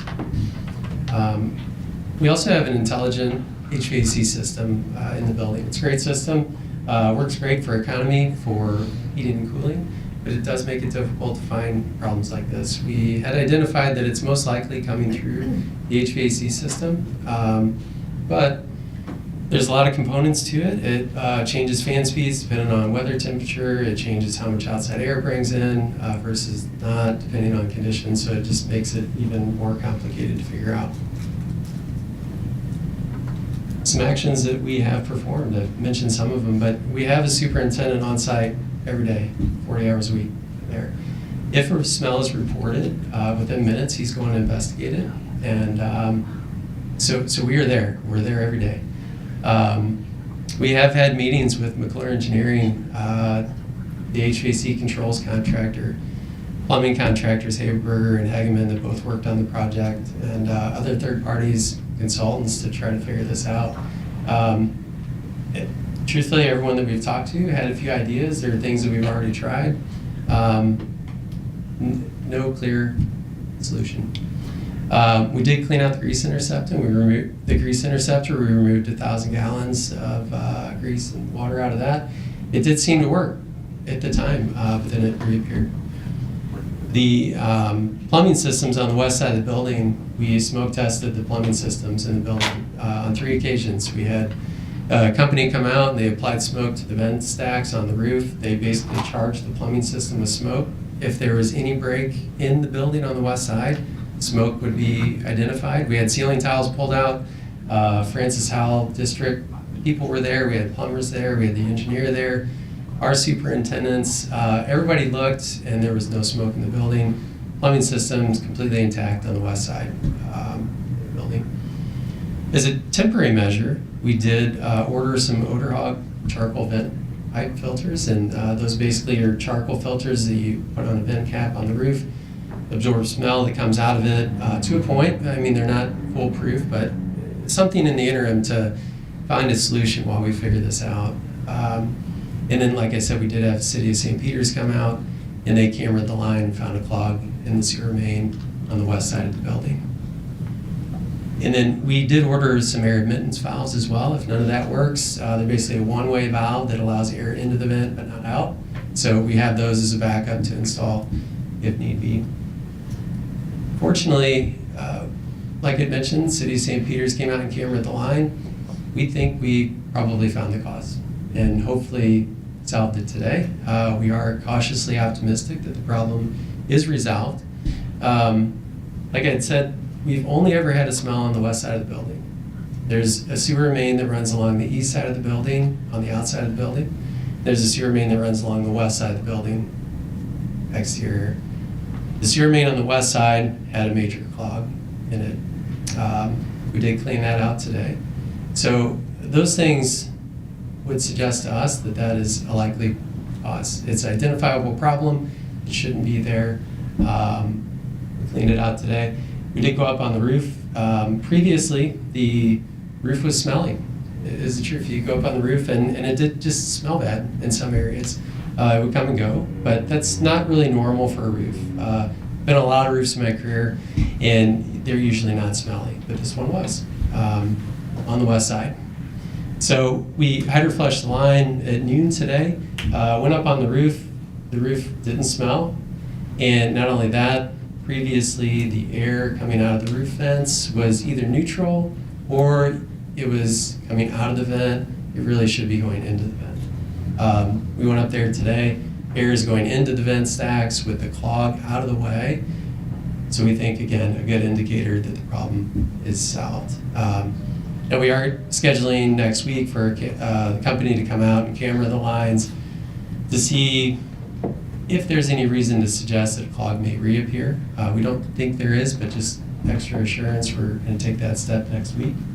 Now you may wonder, how does a clog create a smelly situation in the building?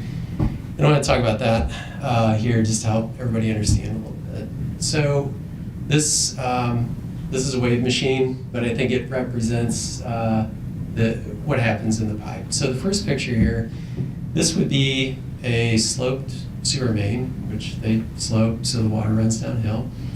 Under a normal condition, the water is on the bottom portion of the pipe and it flows downstream. It draws air with it, which pulls air into the plumbing vent, goes down the pipe, and that's the way it should be working. However, if you have a clog, the water will run into the clog. Now, this was a pretty major clog. City of St. Peters ran a camera 200 feet down the sewer main. About 200 feet of that distance was the camera was underwater. They eventually got far enough down, hit a spot they couldn't get past. That was the clog.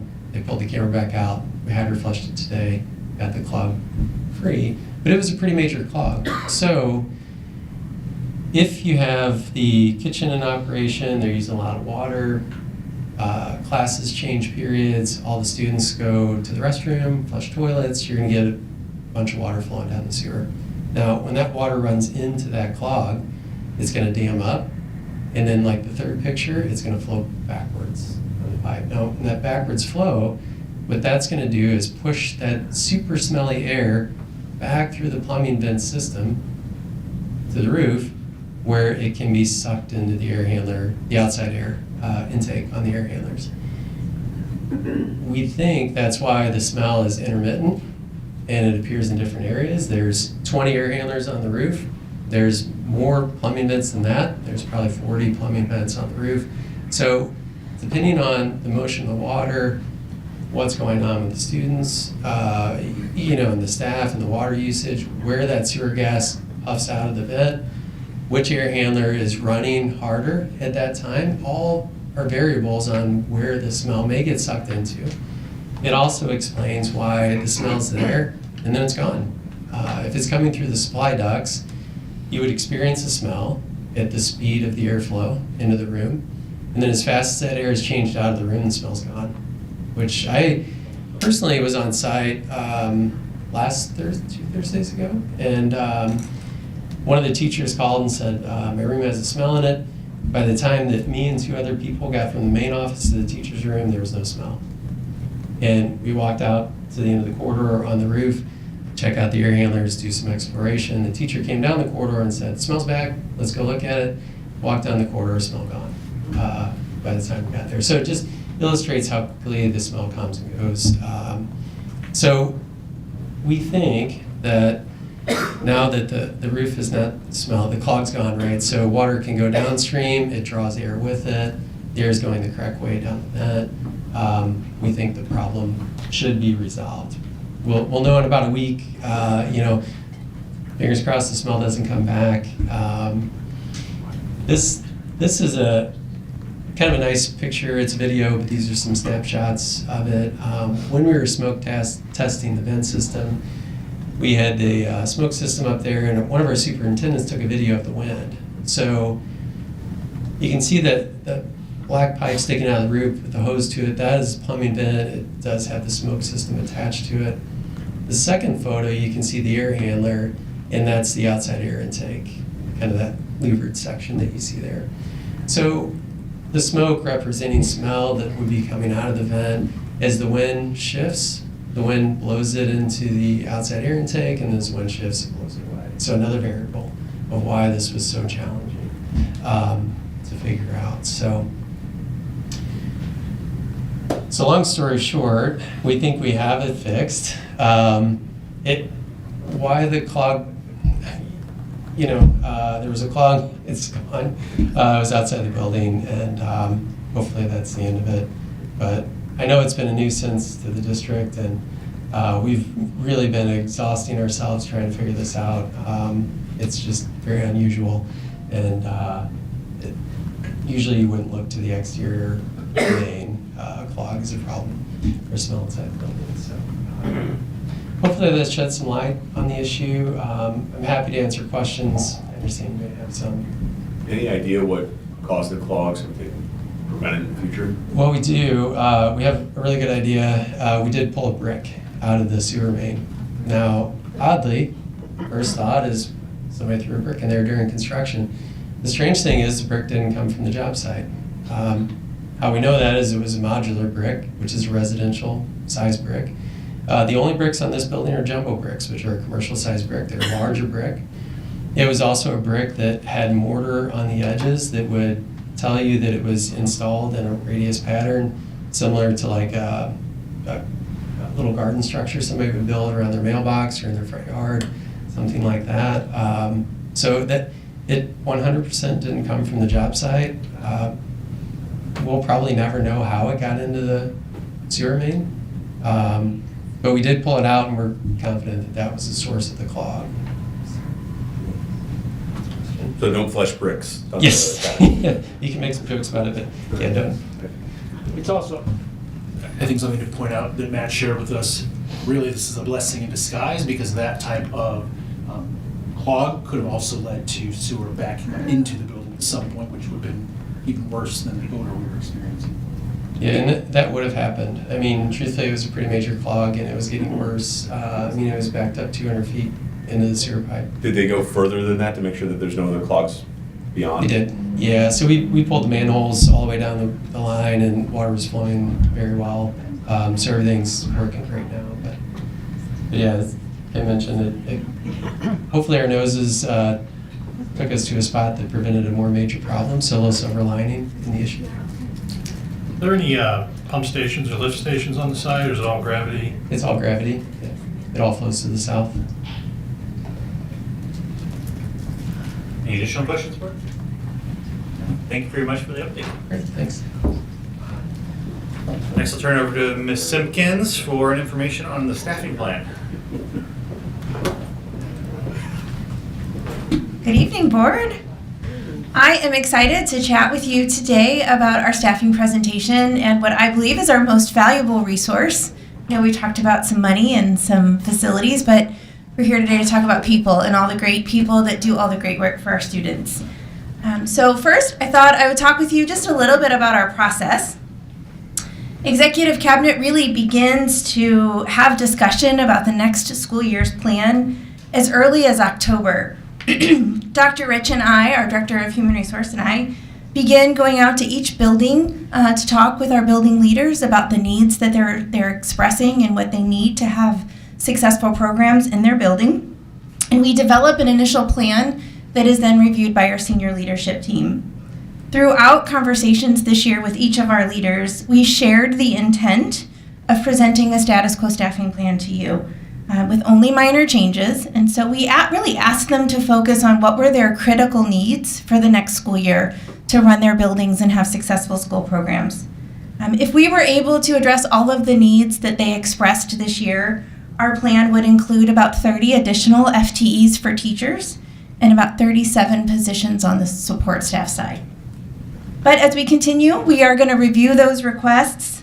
We want to really be mindful of the resources, the financial resources that we have. We need to really look at those critical needs of the organization and have a better understanding of what that 25-26 budget can support and sustain long term. Therefore, we're bringing this plan to you in two parts. Tonight, we'll present and we'll ask for your approval in January for a status quo staffing plan. All of the current positions that we currently have in the district, we're asking for your approval just to move those forward into next year. We do have a slight addition at the early childhood level in special education that I'll explain to you in just a moment. And then we'll continue to review the data, look at what might support the new requests, and the budget as we work through that. And if necessary, we'll bring part 2 of the plan to you in February or March for any approval of additional positions we may need. I do want to take a minute to share with you contingency staffing and why that's important in our plan. Each year, we ask for a small amount of contingency staffing. There are additional positions that we place on hold and only use them if it's absolutely necessary. So if a class size is larger than what we expect, enrollment is a little bit larger than what we expect, we can quickly utilize this contingency staffing to address the need without coming to you and asking you for additional staffing at the next board meeting. We scrutinize those requests. We don't give up that contingency staffing very easily, but it is nice to have that to be able to act quickly if we need that. Each year, if we utilize contingency staffing, we back it out of the plan before we bring the plan to you again. And that way, we're very transparent about how we're using that staffing. If it is needed for the next year, it's coming to you as a request for a new position. So we'll talk a little bit about the big ideas on the certified side. Currently, our approved positions will be utilized and adjusted from building to building, classroom to classroom, just in response to the projected enrollment that our capacity team has shared with us. As we work through the positions in the spring, we'll have more information about some of those specialized positions that will be moved from building to building based on student need as well. The plan will provide these average class sizes at the elementary level. Again, they are averages. We look at the DESE desirable class size, the midpoint, and the maximum. And when we create the plan, we're really focusing on that midpoint level or slightly below when possible, if we have the resources to do that. This plan shows K through 3 slightly lower than where we were last year at this time, and 4th and 5th grade just slightly above, so that we could utilize our resources in the best way. Now, they are just averages, and not every class size is going to be at this level. We will have some pockets that are lower, and of course, we'll have some pockets that are higher. So this plan would have at least one 5th grade section with about 26 students in it, right at that midpoint. And again, we start watching those enrollments and class sizes as early as the first week of July, and every week we monitor those class sizes to be sure that we're reacting in the best way that we can if those class sizes get higher than what we expect them to be. At the middle school and high school level, it is much harder for us at this time to determine any kind of a class size. And so we don't focus on class size when we're creating the plan. We really just look at the ratio between the student enrollment and the number of classroom teachers that are in those buildings. This plan sets some ratios that fit the DESE desirable and maximum, a little bit lower. It does not include or take into account teacher plan time. It also does not take into account when our students are in specialized services or early college or special education. It really is just a way for us to identify and separate out the FTE per the buildings. And then our building administrators will utilize that FTE and they'll work through their course enrollment with students to determine how to best utilize the FTE that we've provided them to ensure that they stay within those DESE sizes, those class sizes. Of course, we'll continue to monitor that, and we pull seat counts and look at those class sizes as we get into the school year. And again, we'll use the contingency staffing to adjust if we need to. At the early childhood special education level, this particular plan that we would ask for your approval in January does include a slight increase. It's a 0.2 FTE. And at the start of this school year, we utilized that amount of contingency to increase a particular SLP position from a 0.8 to a 1.0.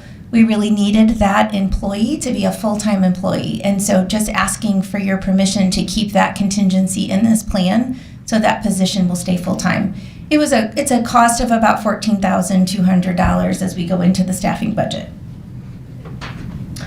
On the support staff side, again, a status quo plan for you today. We will move staff from building to building as we look at student needs, whether those are paraprofessionals or other staff throughout the district, just looking at enrollment, but we'll utilize the resources that we have to meet the needs of our building within this plan.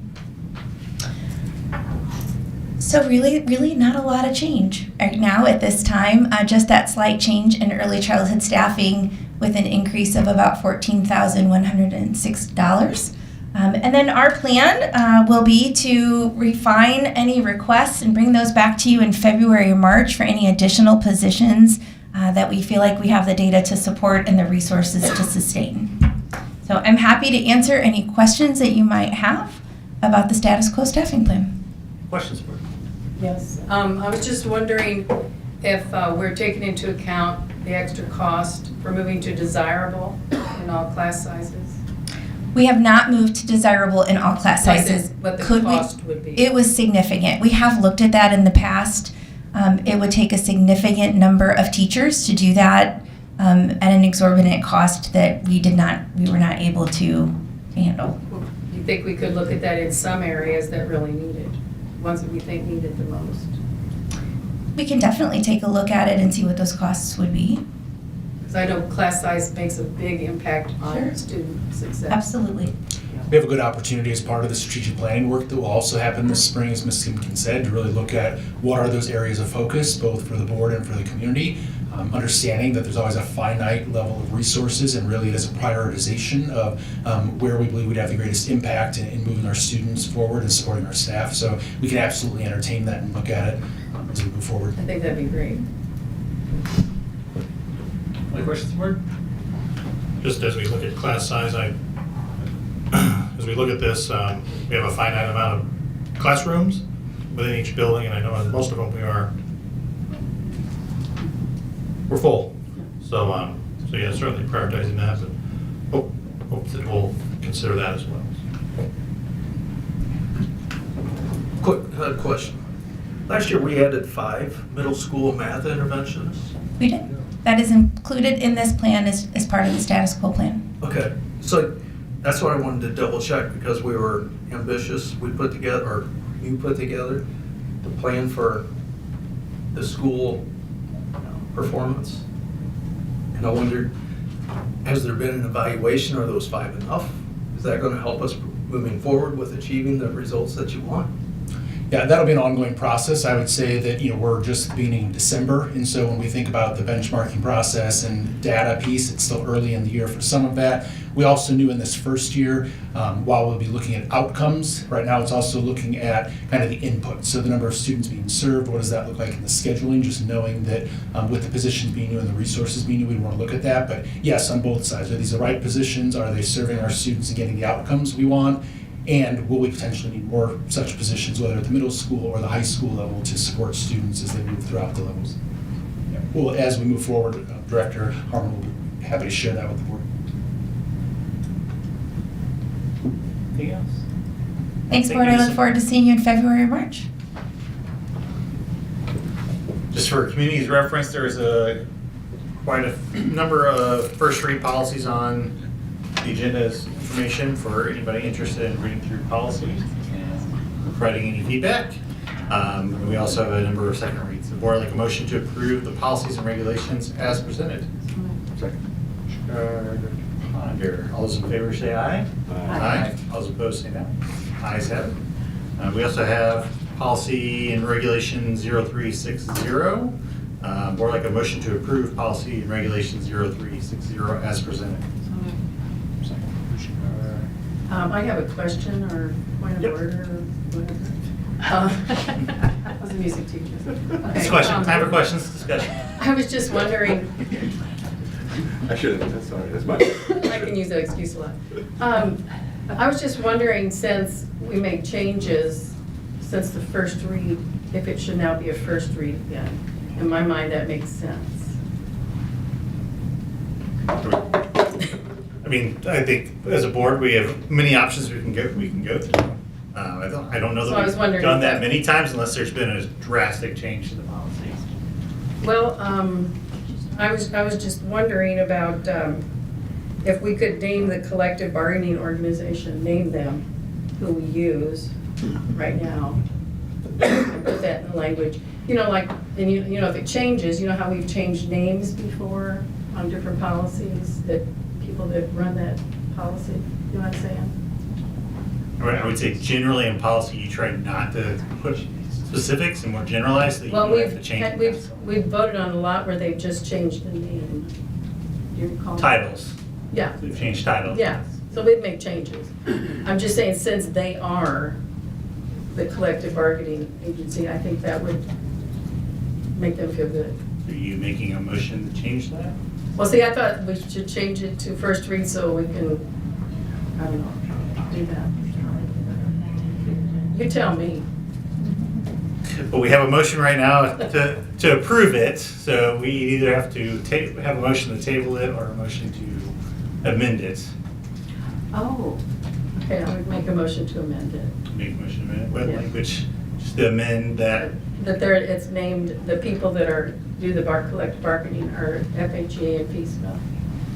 Is that possible? So instead of saying that, instead of using the term collective bargaining organization, you would Yeah, like the just name them. the actual name of the Yeah. organization. Is that, Do you- can we you do have that? that Did I recorded? do that wrong? Nope, you're good. We're good. All right.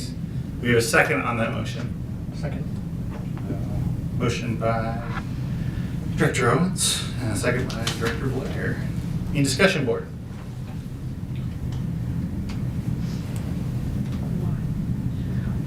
Well, I just, some people have reached out to me and said that would make them feel good that they were named in there, and so they're just like out there somewhere. You know what I mean? I'll just note that an earlier version of this policy had additional employee groups listed, and at the FHEA's request, those were removed from an earlier draft, and now it's the more generalized collective bargaining agreement. The FHEA has made that request during policy committee. The change was not made. So certainly understand you making a last-ditch effort here, but it has been discussed and was considered a few times. It was considered to just leave their name in? It was, what they asked was to add their name, Oh, add their organization's name to the committee instead of the more general. and then what was the result of that? Well, the result is what we're voting on. Was it now. voted on or something? No, the policy committee doesn't vote on those type of changes. So you We just take talk? feedback. You just, So okay. this is the policy committee's recommendation. Oh, the policy It's not committee did vote no. on it? No, that was, Right. policy committee provides They feedback. provided feedback, they didn't vote on it. To feedback to whom? Just ideas, thoughts, well, for this one, it would have been to myself because I'm the one who wrote the policy. I'm not sure how that has any teeth. What do you mean? That you don't really come to a conclusion by a vote or something. You just talk about stuff It's and not then. for the policy committee to decide on policy. It's for the board to decide on policy. Oh, I have. Yeah. So we have a motion. Yeah. To amend it. Motion to amend and put the bargaining organization in. Any other discussion? Questions? All those in favor say aye. Aye. All those opposed say no. No. No. Noes have it. So we're back to the original motion to approve policy and regulation 0360 as presented. Any other discussion or questions, board? All those in favor say aye. Aye. All those opposed say no. No. Ayes have it. Moving on, we have curriculum. Board, I'd like a motion to approve the curriculum as presented. Director Ponder. Questions or discussion, board? All those in favor say aye. Aye. All those opposed say no. Ayes have it. Now we're on to superintendent comments. Thank you, President Bertrand. Since we last met, the Missouri Department of Elementary and Secondary Education released the annual performance report for the 2023-24 school year. These reports highlight our district's successes across multiple key indicators that really reflects the hard work of our students, our staff, our teachers. And while we celebrate the achievements there, the overall growth that we had over the 22-23 data, we remain focused on continuous improvement and look forward to building on that progress with your continued support.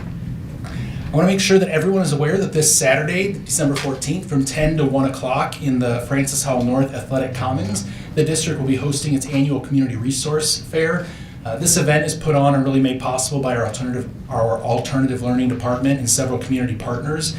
It's a long-standing tradition that connects families with organizations that offer support in assistive technology, mental health, recreation, behavior support, and a variety of other important resources. I know several of you have been there before. It really is a great event, and we hope that everyone will help spread the word to our community about that event this Saturday at 10 o'clock. You just heard a little bit from SM Wilson regarding the ongoing odor concerns at Howell North. I appreciate Mr. Frank being here this evening to talk through some of the specific steps, but I also wanted to take a moment just to recognize and thank our internal team that has spent a significant amount of time problem solving this issue.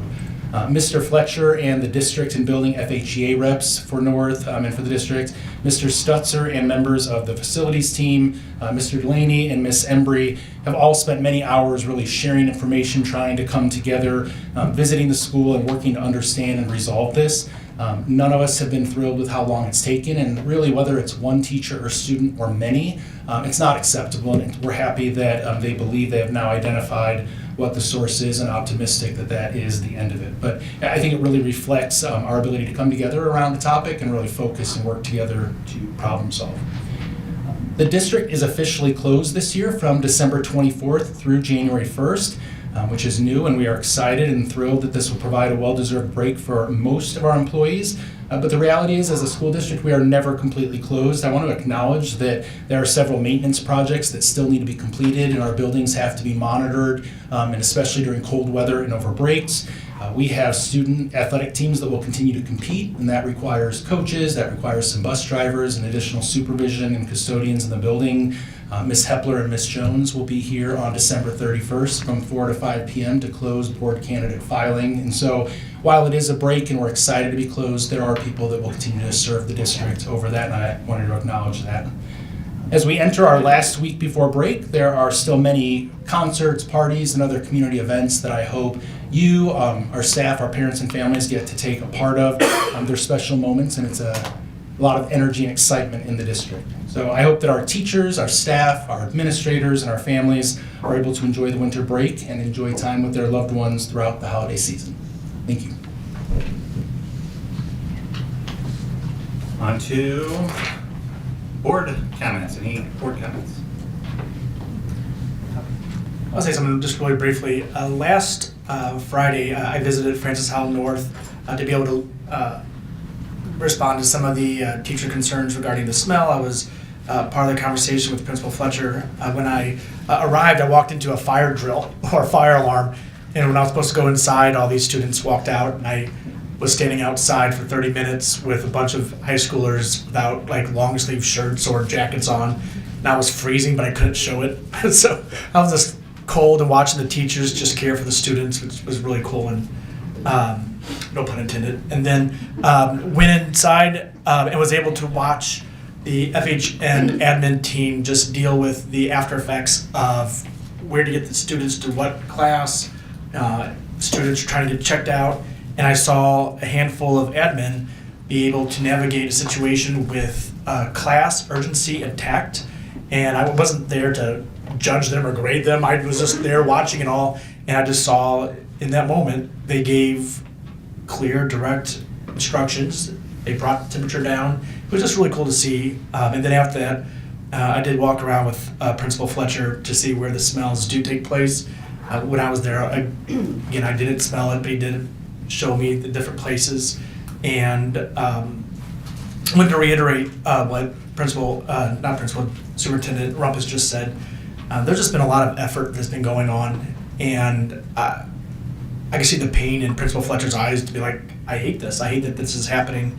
And I know you share the same deal. It's one thing, it's a smell. Smells happen in schools, right? But it was a smell that's been making some people not feel well. And I know you guys have taken that on yourself. So from my angle as a board member, I want to say thank you for the response of the building admin and the district admin. I don't know if SM Wilson's chronology of times and dates matches with other experiences, but I'm thankful for what I've seen in both the district admin and the building admin to respond. Thank you. Okay. I have something.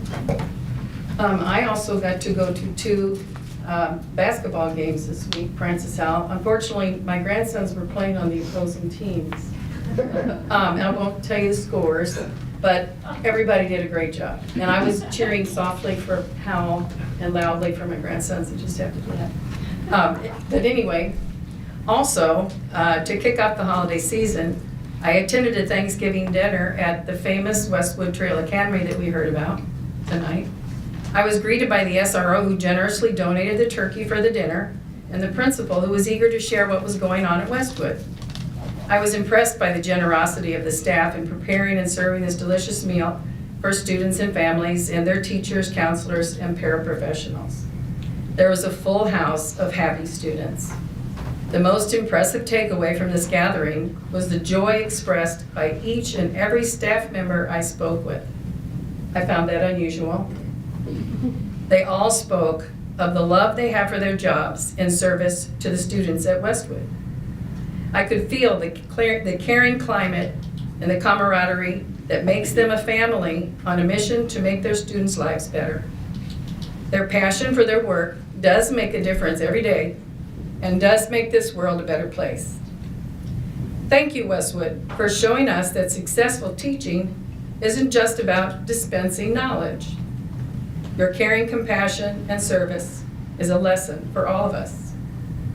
I hope the holiday season brings everyone in the Francis Howell community the joy, peace, and love we all need. Thanks. Just, a comment. A lot of the comments tonight, I just want to say, going through life, and I talk to my kids about this all the time, if you want to find negative, you'll find negative. But a couple of things that we're missing here, the Newsweek, the email that highlighted the performance of our schools. That Newsweek did a study on how good our schools are doing. That's something to be proud of. The comments that we had on the safety audit, that's something to be proud of. I know I've had several kids graduate from Francis Howell Central. Loved it. All the way back from Sonny Arnell to Dr. Leak. Love Francis Howell Central. They will not talk negative about Francis Howell schools. So if you want to find the negative, you'll find the negative. But there's tons of positive in this school district.